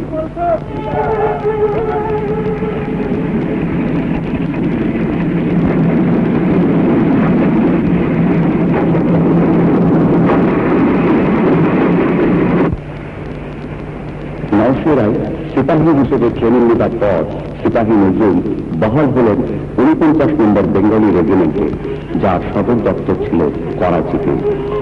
করাচি সেনানিবাসের আবিসিনিয়ান লাইন, তখন নাম গাঞ্জা লাইন। নজরুল সৈনিক জীবনে এখানে অনেকদিন ছিলেন। জামায়াতে পাঞ্জাবের মৌলভী সাহেবের সহায়তায় এখানে তিনি ফার্সি কাব্যের চর্চা করেন। তার নিজের সাহিত্য সাধনাও তখন উত্তরোত্তর বিকাশ লাভ করতে থাকে। বলা যায় সৈনিক জীবন থেকেই কাজী নজরুল ইসলামের প্রতিভা পরিপূর্ণতা লাভ করতে শুরু করে। সেনাশ্রেণী থেকে দেশে পাঠানো তাঁর লেখা বিভিন্ন পত্রপত্রিকায় প্রকাশিত হতে শুরু করে, বিপুল আলোড়ন সৃষ্টি করে দেশের মানুষের মনে। সততা ও কর্মনিষ্ঠার গুণে অতি দ্রুত নজরুল পদোন্নতি লাভ করে হন কোয়ার্টার মাস্টার হাবিলদার। তিনি সৈনিক জেনারেল হননি, কিন্তু হয়েছিলেন এদেশের কবি জেনারেল, বাংলার কবি, বাংলাদেশের জাতীয় কবি। তৎকালীন বাংলার রাজধানী কলকাতা থেকে প্রকাশিত হতো জাতীয় মুখপত্র বঙ্গীয় মুসলিম সাহিত্য পত্রিকা। এই পত্রিকায় প্রকাশিত হয় তাঁর প্রথম কবিতা মুক্তি। এই সময় তাঁর লেখা গল্প, কবিতা, উপন্যাস সারা বাংলা মাতিয়ে তোলে। সওগাত ও অন্যান্য পত্রিকায় বাউন্ডেলের আত্মকাহিনী, স্বামীহারা, কবিতার সমাধি, ব্যথার গান ইত্যাদি রচনা এই সময় প্রকাশিত হয়। করাচি সেনানিবাসে থাকাকালে ফার্সি সাহিত্যের রূপরস শিক্ষিত হয়ে নজরুল ফার্সি সাহিত্যকে রূপান্তরিত করলেন বাংলায়। আর এভাবেই বাংলা ভাষায় এলো পারস্যের গজল।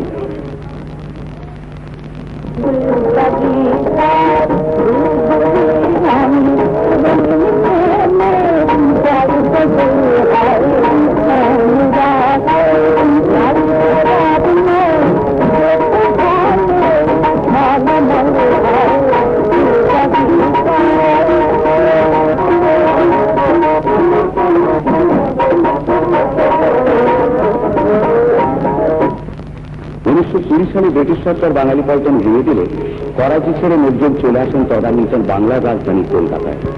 আস্থানে গেলেন 32 নম্বর দলগীত স্ট্রিটে মুসলিম ভারত ও বঙ্গীয় মুসলমান সাহিত্য সমিতির কার্যালয়ে কমরেড মুজাফফর আহমদের সঙ্গে। নজরুলের বিপ্লবী চেতনাকে শান্ত করে তুললেন কমরেড মুজাফফর আহমদ। দৃঢ় হাতে নজরুল লেখনী করলেন। নজরুল শুধু লিখলেনই না, আগুন জ্বালাতে শুরু করলেন।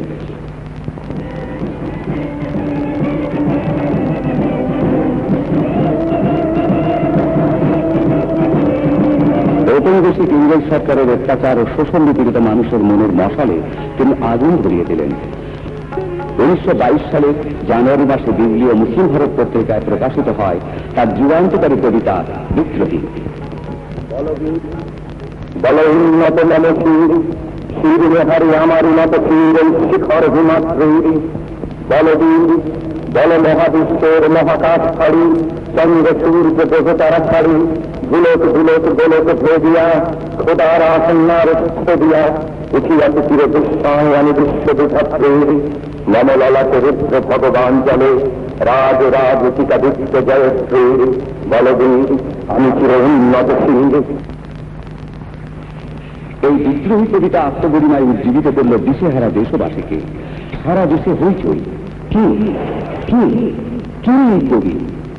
পরাধীনতার শৃঙ্খলে আবদ্ধ জাতি ডাক শুনতে পায় সকল জুলুম আর অত্যাচারের বিরুদ্ধে রুখে দাঁড়াবার। শক্তি সঞ্চারিত হয় বাঙালির তারুণ্যে। সারা দেশে অসহযোগ আন্দোলন আর খেলাফত আন্দোলনের ঢেউ তখন ছড়িয়ে পড়েছে। মৌলানা মোহাম্মদ আলী, শওকত আলী, গান্ধীজি সহ অন্যান্য নেতৃবৃন্দের ডাকে সারা দেশে প্রবল গণবিক্ষোভের সৃষ্টি হয়। গণ আন্দোলনের এই জোয়ার নজরুলকে আন্দোলিত করল।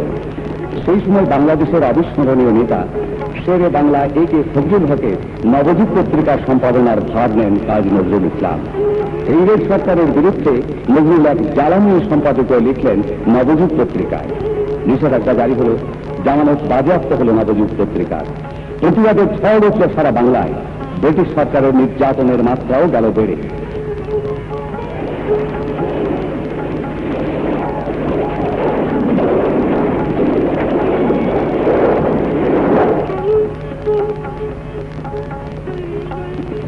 অগ্নিযুগের শাসক প্রতীক নজরুল এবার ধূমকেতু পত্রিকা প্রকাশের দায়িত্ব নিলেন। তাঁরই লেখায় নতুন প্রাণ সঞ্চার হয় নিপীড়িত জনমনে।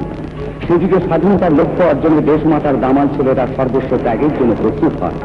সেই অগ্নিযুগের সাহিত্যে নতুন প্রাণের জোয়ার আনল বাংলার মুখপত্র মাসিক পত্রিকা কল্লোল। যে আন্দোলনের সূত্রপাত করেছিল কল্লোল, নজরুল শুধু তার পুরোভাগই ছিলেন না, তিনি ছিলেন তার একজন সক্রিয় কর্মী। তাই তো এই বিক্ষোভের সার্থক নাম কাজী নজরুল ইসলাম। খিলাফত আন্দোলনের পথ ধরে মুসলিম জাহানের নবযাত্রীদের জোরদার প্রবাহ। তাই অতীতের অবিচারের স্মৃতিতে শোকবিহ্বল না হয়ে বর্তমান অবিচারের বিরুদ্ধে রুখে দাঁড়াবার আহ্বান জানালেন কবি। কত মুহররম এলো গেল চলে বহুকাল, ভুলিনি গো আজ সেই শহীদের লহুলাল। মুসলিম তোরা জয়নাল আবেদিন, ওয়া হোসেনা কেঁদে তাই যাবে দিন।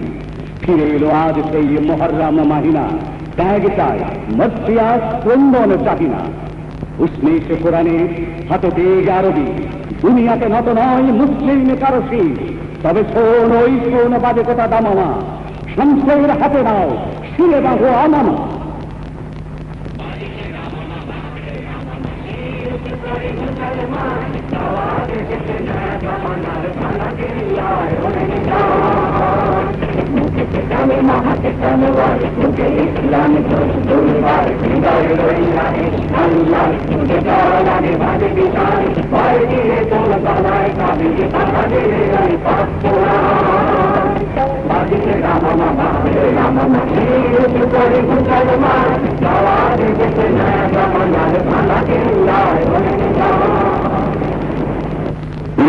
সাল নজরুল তখন সাপ্তাহিক ধূমকেতু পত্রিকার সম্পাদক।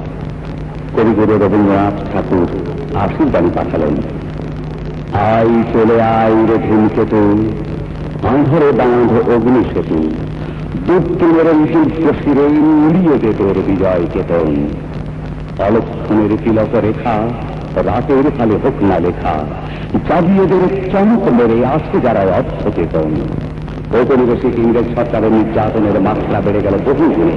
দেশের যুব সমাজকে বিদেশির হাতে লাঞ্ছিত করে দেখে নজরুল স্থির থাকতে পারলেন না।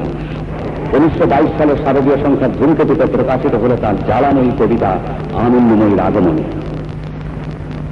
আর কত কাল থাকতে যদি মাধুর খেলার মূর্তি আড়াল, সর্বদিয়াদ জয় করেছে অত্যাচারী শক্তি চাঁড়াল।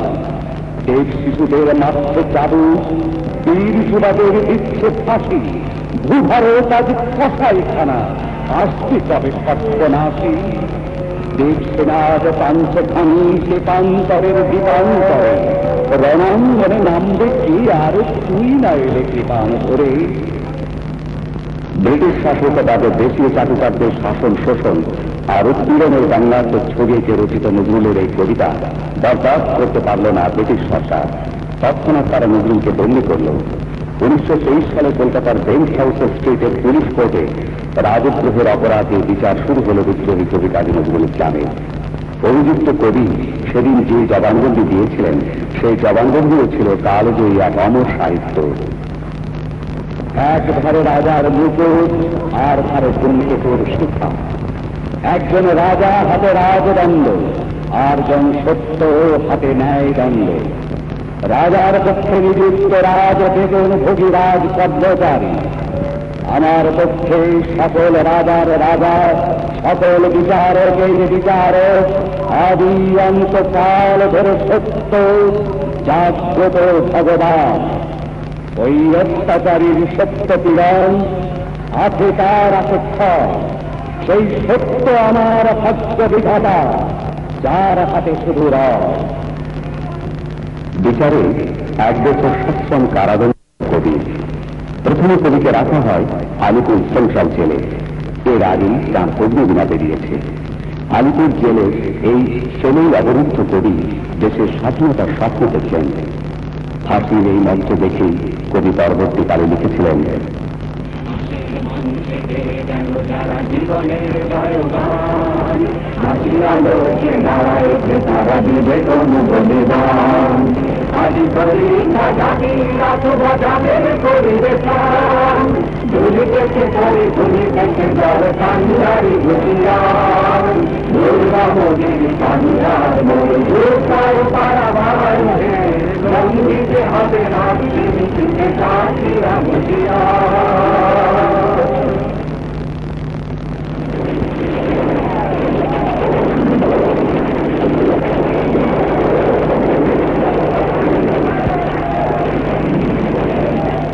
কবিকে এরপর হুগলি জেলে আটকে রাখা হয়। জেলে বসে কবি একের পর এক গান কবিতা রচনা করেন। তৎকালীন কারাগারের অব্যবস্থার প্রতিবাদে কবি অনশন শুরু করলেন। হুগলি কারাগারে এই সেলে হাতে হাত করা, পায়ে বেড়ি দিয়ে কবিকে আটকে রাখা হয়। কবি সেদিন গিয়েছিলেন, তারার ওই লৌহ কপাট ভেঙে ফেল, স্বর্গে লোকাট রক্ত জমাতে শিকল পুজোর পাঠান বেরি। ওরে তোর নিশান, বাজা তোর প্রলয় দিশান, ধ্বংস নিশা নুরুত প্রাচীর প্রাচীর ভেরি। গাজনের বাজনা বাজা, কে মালিক কেই সে রাজা, কেদাই সাজা মুক্ত স্বাধীন সত্য কেড়ে, হা হা হা পাইতে হাসি ভগবান করতে ফাঁসি, সভ্যনাশী শিখাইয়ে হীন সত্য কেড়ে। কবির অনশনের সংবাদ পেয়ে সারা বাংলা বিক্ষোভে ফেটে পড়ল। সারা দেশ থেকে প্রতিবাদের ঝড় ব্রিটিশ সরকারের ভিত কাঁপিয়ে দেয়। কবিগুরু রবীন্দ্রনাথ ঠাকুর এক টেলিগ্রাম পাঠিয়ে নজরুলকে অনশন ভঙ্গ করার জন্য অনুরোধ জানান। তিনি বলেন, অনশন ভঙ্গ করো, আমাদের সাহিত্য তোমাকে চাই, বিভাগীয় ভাঙ্গার চাই, আবার লিটারেচার প্লেন ফিল্ড। কবির অনশনের সংবাদ পেয়ে জেলের গেটে নজরুলের মাতা জাহেদা খাতুন এসে ফিরে গেলেন। মা অনশন আর সংকল্প কাজ করার জন্য পীড়াপিড়ি করবেন, এই ভয়ে কবি মার সঙ্গে দেখা করলেন না। মা জাহেদা খাতুনের সঙ্গে কবির আর দেখা পায়নি। কবি মুক্তি পাওয়ার আগেই তিনি মারা যান। এদিকে সারা দেশের ব্যাপী প্রবল জনমতের চাপ এবং বন্ধুদের দাবি সরকার মেনে নেওয়ার প্রতিশ্রুতি দেওয়ায় কবি 39 দিনের দিন উপবাস ভঙ্গ করেন। হুগলি জেল থেকে বহরমপুর জেলে কবিকে স্থানান্তরিত করা হয়। এখানেই চলেছে কবির সাহিত্য ও সঙ্গীত সাধনা। কারাগারে বসে যেসব গান তিনি মুখে মুখে রচনা করেছিলেন, বাইরে তার আগুন ছড়িয়ে পড়েছিল। এই শিকল পরা ছল মোদের শিকল পরা ছল, এই শিকল পরে শিকল তোদের কোট্টর বিকল, তোদের বন্ধ করায় আশা মোদের বন্দী হতে নয়, ওরে ফল করতে আশা মোদের সবার বাঁধন ভয়। এই বাঁধন করে এই বাঁধন ভয়কে সভ্য মরা জল, এই শিকল বাঁধা পা নয়, শিকল ভাঙা কল। কবির দোলনচাঁপা প্রকাশিত হয় এই সময়ে। দেশব্যাপী গণবিক্ষোভের চাপে মেয়াদের 1 মাস আগেই নজরুল কারামুক্ত হন। কারামুক্ত কবি বন্দী হলেন এই 6 নম্বর হাজি লেনে রমিলা সেনগুপ্তার সঙ্গে বিবাহ বন্ধনে।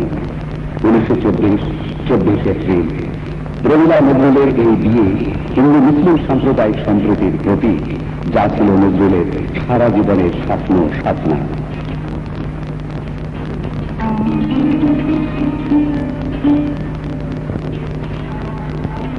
দূরে থাকা বিশ্বের বাসী ও ভুয়ার গান প্রকাশিত হয়েই বাজেয়াপ্ত হয়ে যায় এই সময়। অভাব অনটনের দরুন কবি সপরিবারে হুগলিতে গিয়ে বাসা বাঁধেন। তখন তার দারুণ অর্থকষ্ট, অনেক দিনই অনশন অর্ধানশনের দিনও কেটেছে। সবার কাছে তিনি উদার, কিন্তু নিজেই দারিদ্রের যন্ত্রণা সারা জীবন। দরিদ্র দুঃখী মানুষের কবির লেখনীতে তাই বেরিয়েছে, হে দারিদ্র তুমি মেরে করেছ মহান, তুমি মেরে বানিয়েছ খ্রিস্টের সম্মান প্রান্ত ও মুকুট শোভা, দিয়াছ সাহস অসংখ্য প্রকাশের দুরন্ত সাহস, উদ্ধত উলঙ্গ দৃষ্টি বাণী স্থিরতা। বিনামূর সাথে পাব কোনো দরবার।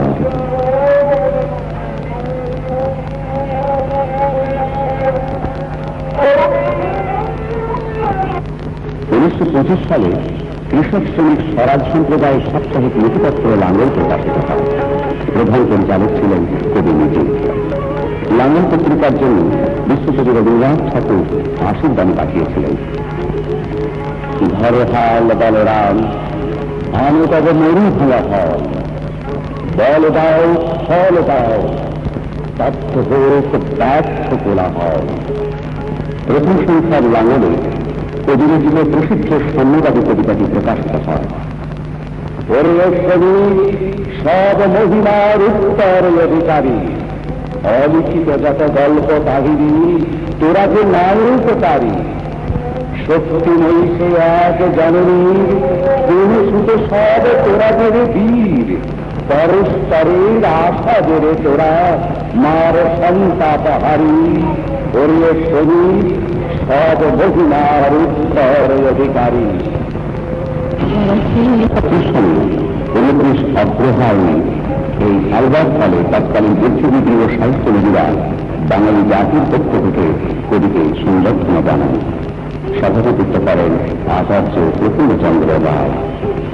কবি সেদিন বলেছিলেন, যারা আমার নামে অভিযোগ করেন তাদের মতো বিলম্ব বলে তাদেরকে অনুরোধ, আকাশের পাখিকে বলির ফুলকে গানের কবিকে তারা যেন সকলেই করে দেখেন। আমি এই দেশে এই সমাজে জন্মেছি বলেই শুধু এই দেশেরই এই সমাজেরই নই, আমি সকল দেশের সকল মানুষের সুন্দরের ভাব তাঁর পদগামী ওনার উপাসনা ওনার ধর্ম। যে ফুলে যে সমাজে যে ধর্মে যে দেশেই জন্মগ্রহণ করি সে আমার দৈব, আমি তাকে ছাড়িয়ে উঠতে পেরেছি বলেই কবি। তৎকালীন কলকাতায় হিন্দু মুসলমান সাহিত্য নদী জনগোষ্ঠীগুলোর এক যৌথ সংবর্ধনায় অনুষ্ঠানের সভাপতি ওয়াজেদ আলী বলেছিলেন, আপনি আমাদের মধ্যে নতুন উদ্দীপনা জাগিয়ে তুলেছেন, শক্তি সঞ্চারিত করেছেন আমাদের হৃদয়ে। নেতাজি সুভাষচন্দ্র বসু বলেছিলেন, নজরুল প্রকৃত বিদ্রোহী এবং একমাত্র বিদ্রোহী কবি। তার গান কবিতা কণ্ঠ নিয়ে আমরা আন্দোলন করব, যাব কারাগারে। পরাধীনতার শৃঙ্খল হয়ে স্বাধীনতার ওই লাল সূর্যকে ছিনিয়ে আনা সংগ্রামে ঝাঁপিয়ে পড়ব আমরা। নজরুলের কালেজের রচনা গান কবিতা যুগের তীব্র হয়ে বাংলাদেশের সকল গণ আন্দোলন, 21-এর ভাষা আন্দোলন, 71-এর বহু স্বাধীনতা সংগ্রামে আমাদের কণ্ঠে ধ্বনিত হয়েছে, অনুপ্রাণিত ও উজ্জীবিত করেছে আমাদের যুব সম্প্রদায়।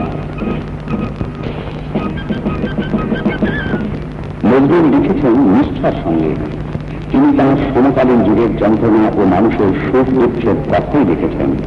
প্রাঞ্জল ভাষায় তার হৃদয় থেকে উৎসাহিত সেই সব কথা বুদ্ধিজীবী ও সাধারণ মানুষ সবাইকে সমানভাবে অনুপ্রাণিত করেছে, পরিপুষ্ট ও নতুন মাত্রায় উজ্জীবিত করেছে বাংলা সাহিত্য ও সংস্কৃতিকে।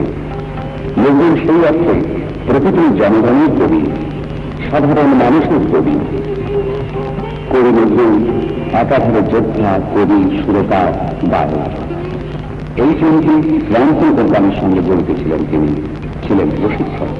তিনি অগণিত গান লিখেছেন, সুর করেছেন, গেয়েছেন। ছন্দের অপূর্ব খেলা তাঁর মনকে সবসময় টেনে নিয়ে বেড়াতে সুরে যাচ্ছে। নজরুল প্রতিভা আমাদের সঙ্গীত ভাণ্ডারকে করেছে সুসমৃদ্ধ। তার প্রতিটি গানের ব্যঞ্জনা ও সুরের বৈচিত্র্যে নিজস্ব বৈশিষ্ট্য আজও রয়েছে উজ্জ্বল অম্লান।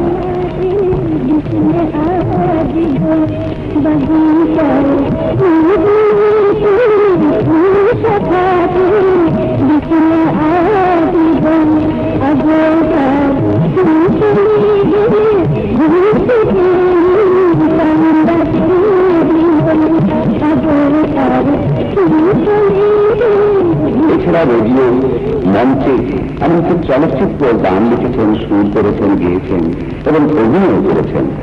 তিনি ছিলেন বহুমুখী প্রতিভার অধিকারী। কলকাতা বেতার কেন্দ্র থেকে প্রচারিত হয়েছে নজরুলের অসংখ্য গান।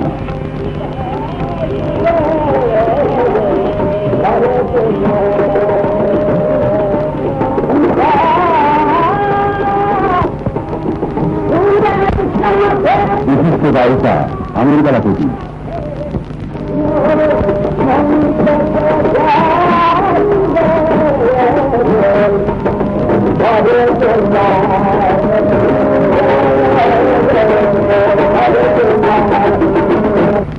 ঢাকা বেতার কেন্দ্রের প্রথম বর্ষপূর্তি দিবসে এই ভবনটিতে বসে নজরুল লিখেছিলেন, আমি পুরাবো দেশে পুরনারি, আমি পুরাবো দেশে পুরনারি, বাদুরি ভরিয়া এনেছি গো, বাদুরি ভরিয়া এনেছি গো,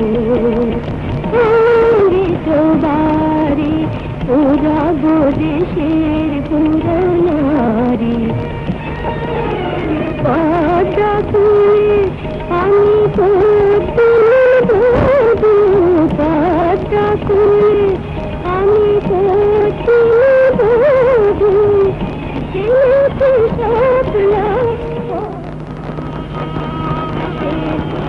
কবিগুরু রবীন্দ্রনাথ ঠাকুর নজরুল প্রতিভায় মুক্ত হয়ে তাঁর বসন্ত কাব্য নাটকটি উৎসর্গ করেন কাজী নজরুল ইসলামকে।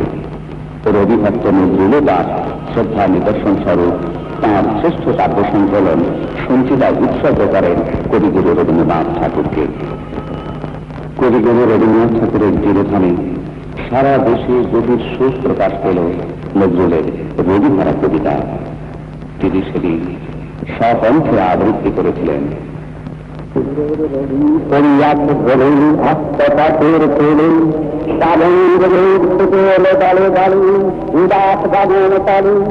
বিশ্বের রবি ভারতের কবি বাংলার হৃদয়ের ছবি তুমি চলে যাবে বলে তোমার গরবে গরব করেছি, ধরার করেছি সরার যদি আদিবাসী চর্যা উপবাস সুধা জরা মাথার উপরে মুক্ত গরিতেন তুমি সূর্যের মতো, তোমার গরবে ভাবিতে পারিনি আমরা ভাগ্য হত।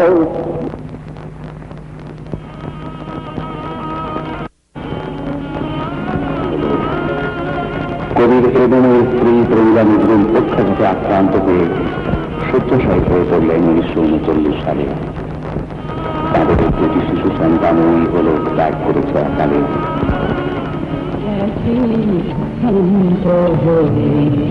আমার গানের ভূমি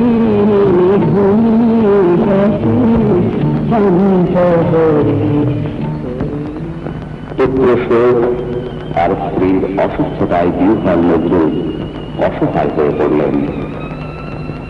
1942 সালে জুলাই মাসে কবি নজরুলও অসুস্থ হয়ে পড়লেন। ধীরে ধীরে এক দুরারোগ্য ব্যাধিতে আক্রান্ত হলেন কবি। তাঁর স্মরণশক্তি হারিয়ে গেল। ধীরে ধীরে লোপ পেল তাঁর বাকশক্তিও। লেখা বন্ধ হল, সঙ্গে হল গানের তালা। কাউকে চেনা হলে কিছু মনে করার শক্তিও আর রইল না তাঁর। প্রমীলা নজরুল নিজেও পক্ষাঘাত শয্যাশায়ী। তবু নিজ হাতে স্বামীর সেবা করা চাই, নিজের হাতে স্বামীর মুখে খাবার তুলে দিতেই হবে। কি প্রেমময় তাঁদের এই জীবন, কি অসহায় এই দম্পতি।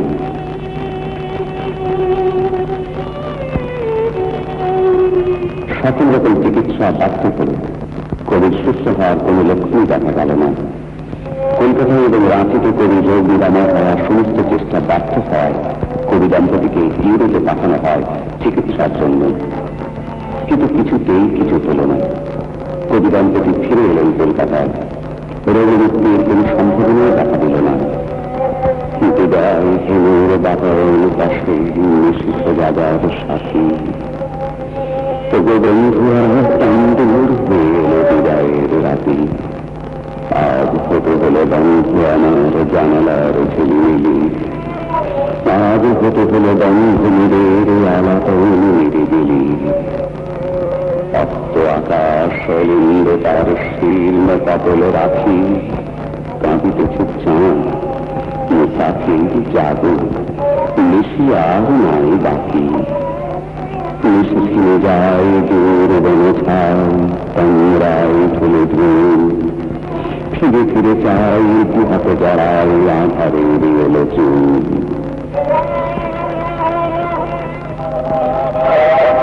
1952 আমাদের গৌরবময় ভাষা আন্দোলনের সময় দুরারোগ্য বাতিতে আক্রান্ত বাক শক্তিহারা কবিকে অত্যন্ত চঞ্চল ও অস্থির হতে দেখা যায়।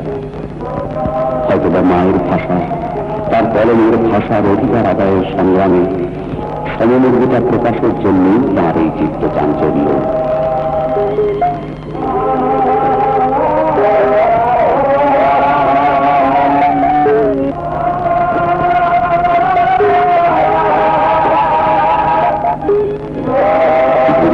সময় গড়িয়ে যায় 1957 সাল।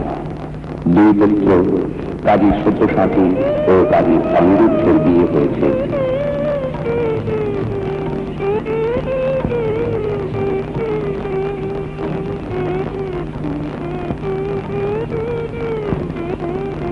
কয়েকজন সাহিত্যিক বন্ধুর উপস্থিতিতে কবির জন্ম উৎসব পালিত হয় ঘরোয়া ভাবে।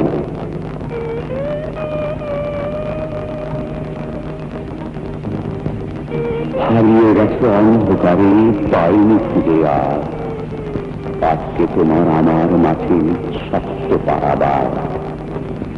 আজকে তোমার জন্মদিন, স্মরণ বেলায় নিচ্চাহে করে ফিরি হারিয়ে যাওয়ার অতুল অন্ধকার। এই শেখায় হারিয়ে গেছে করিয়ে পাওয়া হার।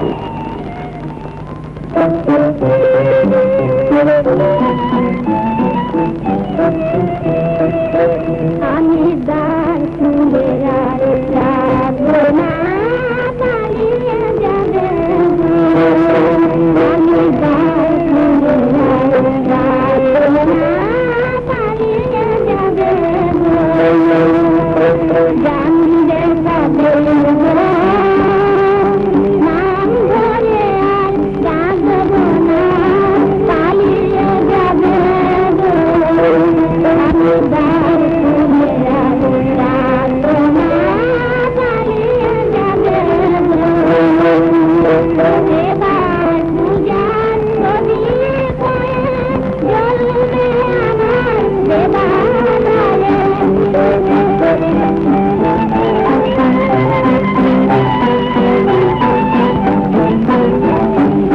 এবার পূজার ছবি করে জ্বলবে আমার দেবালয়ে। জ্বালিয়ে যাবে রাখবো না, পালিয়ে যাবে। আমি দ্বার খুলে রাখবো না, পালিয়ে যাবে।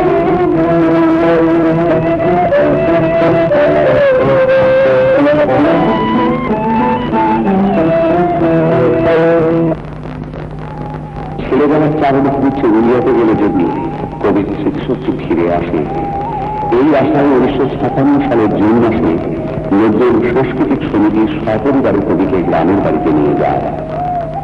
তাকে নিজের বাড়িতেও আনা হয়।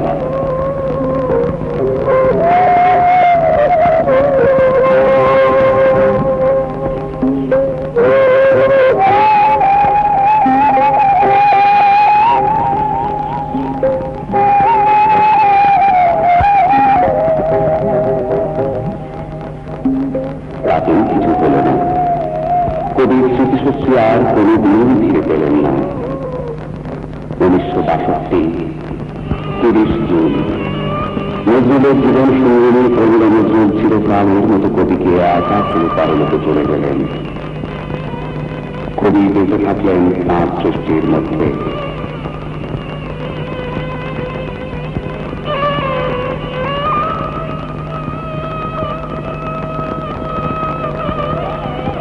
দুর্গ লেখনী যদিও আজ তথ্য, তবু তার অমর সৃষ্টি নির্যাতিত মানুষকে নতুন আশায় উজ্জীবিত করবে যুগে যুগে। বাংলাদেশ ও বাংলাদেশের মানুষের প্রতি কবি নজরুলের আত্মিক টান সেই শৈশব থেকেই। বাংলাদেশের গৌরবময় স্বাধীনতা যুদ্ধের সময় আবার তাকে অস্থির ও চঞ্চল দেখা যায়। কি যেন বলতে চান তিনি, কি যেন লিখতে চান। অসহায় একাকিত্বের মধ্যেও কিন্তু কি খুঁজে, কি যেন দেখতে চান তিনি। হ্যাঁ, কবি নজরুল আজীবন নির্যাতন আর নিপীড়নের বিরুদ্ধে বিদ্রোহ করে গেছেন বিদ্রোহের দাবানল জ্বালিয়ে। শক্তি সঞ্চারিত করেছেন শোষিত নিপীড়িত মানুষের ধমনীতে। বাংলার যুব সম্প্রদায় রুখে দাঁড়ায় সাম্রাজ্যবাদী ঔপনিবেশিক শাসকের বিরুদ্ধে। নজরুলের গান গেয়ে তারা হাসতে হাসতে মরণের মুখোমুখি হয়েছে। দীর্ঘ সংকল্পে অটল হয়েছে স্বাধীনতার ওই লাল সূর্যকে ছিনিয়ে আনবে বলে। তাই তো সেদিন বাংলাদেশের স্বাধীনতা যুদ্ধে নজরুলের উপস্থিতি অনুভূত হয়েছিল সূর্যের মতো আলোক উজ্জ্বল।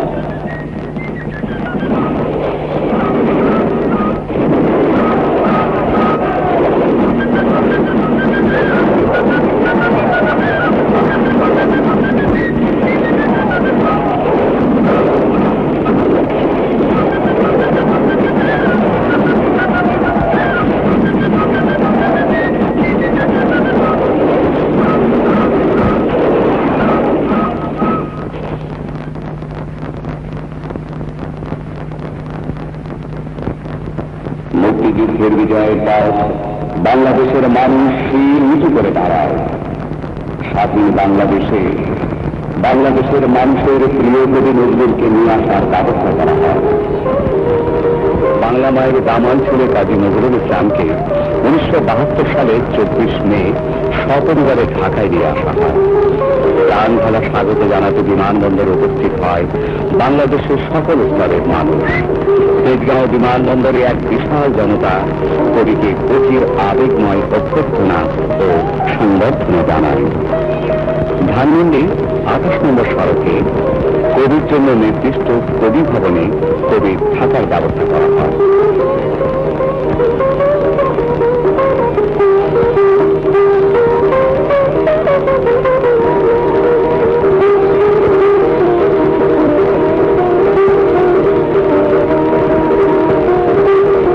রাষ্ট্রপতি বিচারপতি আবু সাঈদ চৌধুরী কবিকে দেখতে যান। জাতির পক্ষ থেকে তাকে স্বাগত জানান। 1972 সালের 25 মে জাতীয় পর্যায়ে কবি নজরুলের উপস্থিতিতে তাঁর জন্মজয়ন্তী পালিত হয়।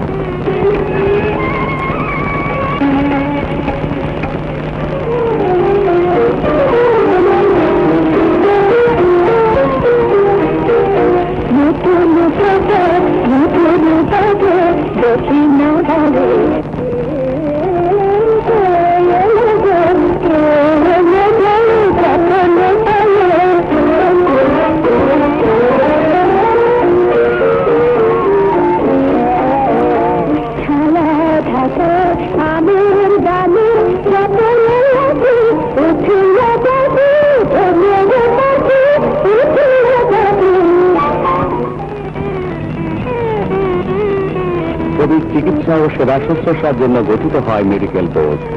ঢাকায় আসার পর কবির স্বাস্থ্যের কিছুটা উন্নতি পরিলক্ষিত হয়। বাংলা সাহিত্য ও সংস্কৃতিতে কবির অবদানের স্বীকৃতি স্বরূপ 1974 সালের 9 ডিসেম্বর ঢাকা বিশ্ববিদ্যালয়ে এক বিশেষ সমাবর্তন উৎসবে কবিকে সম্মানসূচক ডিলিট উপাধিতে ভূষিত করেন। 1976 সালের জানুয়ারি মাসে কবি নজরুলকে বাংলাদেশ সরকার বাংলাদেশের নাগরিকত্ব প্রদান করেন এবং ওই বছরই 21শে ফেব্রুয়ারি কবিকে অমর 21-এর পদকে ভূষিত করা হয়। 1975 সালের 22 জুলাই কবি অসুস্থ হয়ে পড়েন। জাতীয় কবি কাজী নজরুল ইসলাম 1976 সালের 29 আগস্ট পর্যন্ত পিজি হাসপাতালের 117 নম্বর কেবিনে সার্বক্ষণিক চিকিৎসা ও সেবা শুশ্রূষার মধ্যে ছিলেন। কিন্তু সকল চেষ্টা ব্যর্থ হয়। জাতির জীবনে নেমে আসে শোকের কালো ছায়া।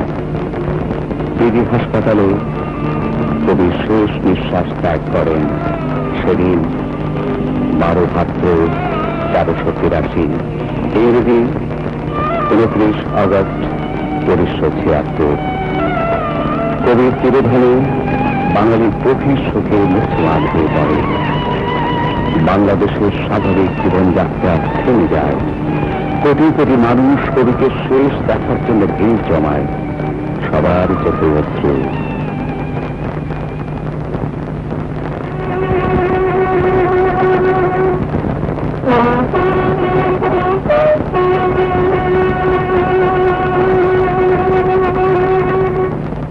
রাষ্ট্রীয় মর্যাদায় ঢাকার সোহরাওয়ার্দী উদ্যানে কবির জানাজা হয়। সকল স্তরের মানুষ জানাজায় অংশগ্রহণ করেন।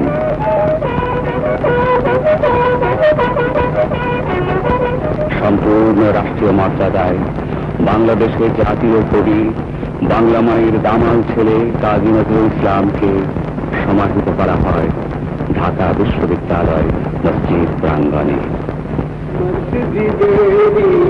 পাশে আমার কবর দিও ভাই, মসজিদের পাশে আমার কবর দিও ভাই, যেন করে থেকে মুয়াজ্জিনের আযান শুনতে পাই, যেন করে থেকে মুয়াজ্জিনের আযান শুনতে পাই।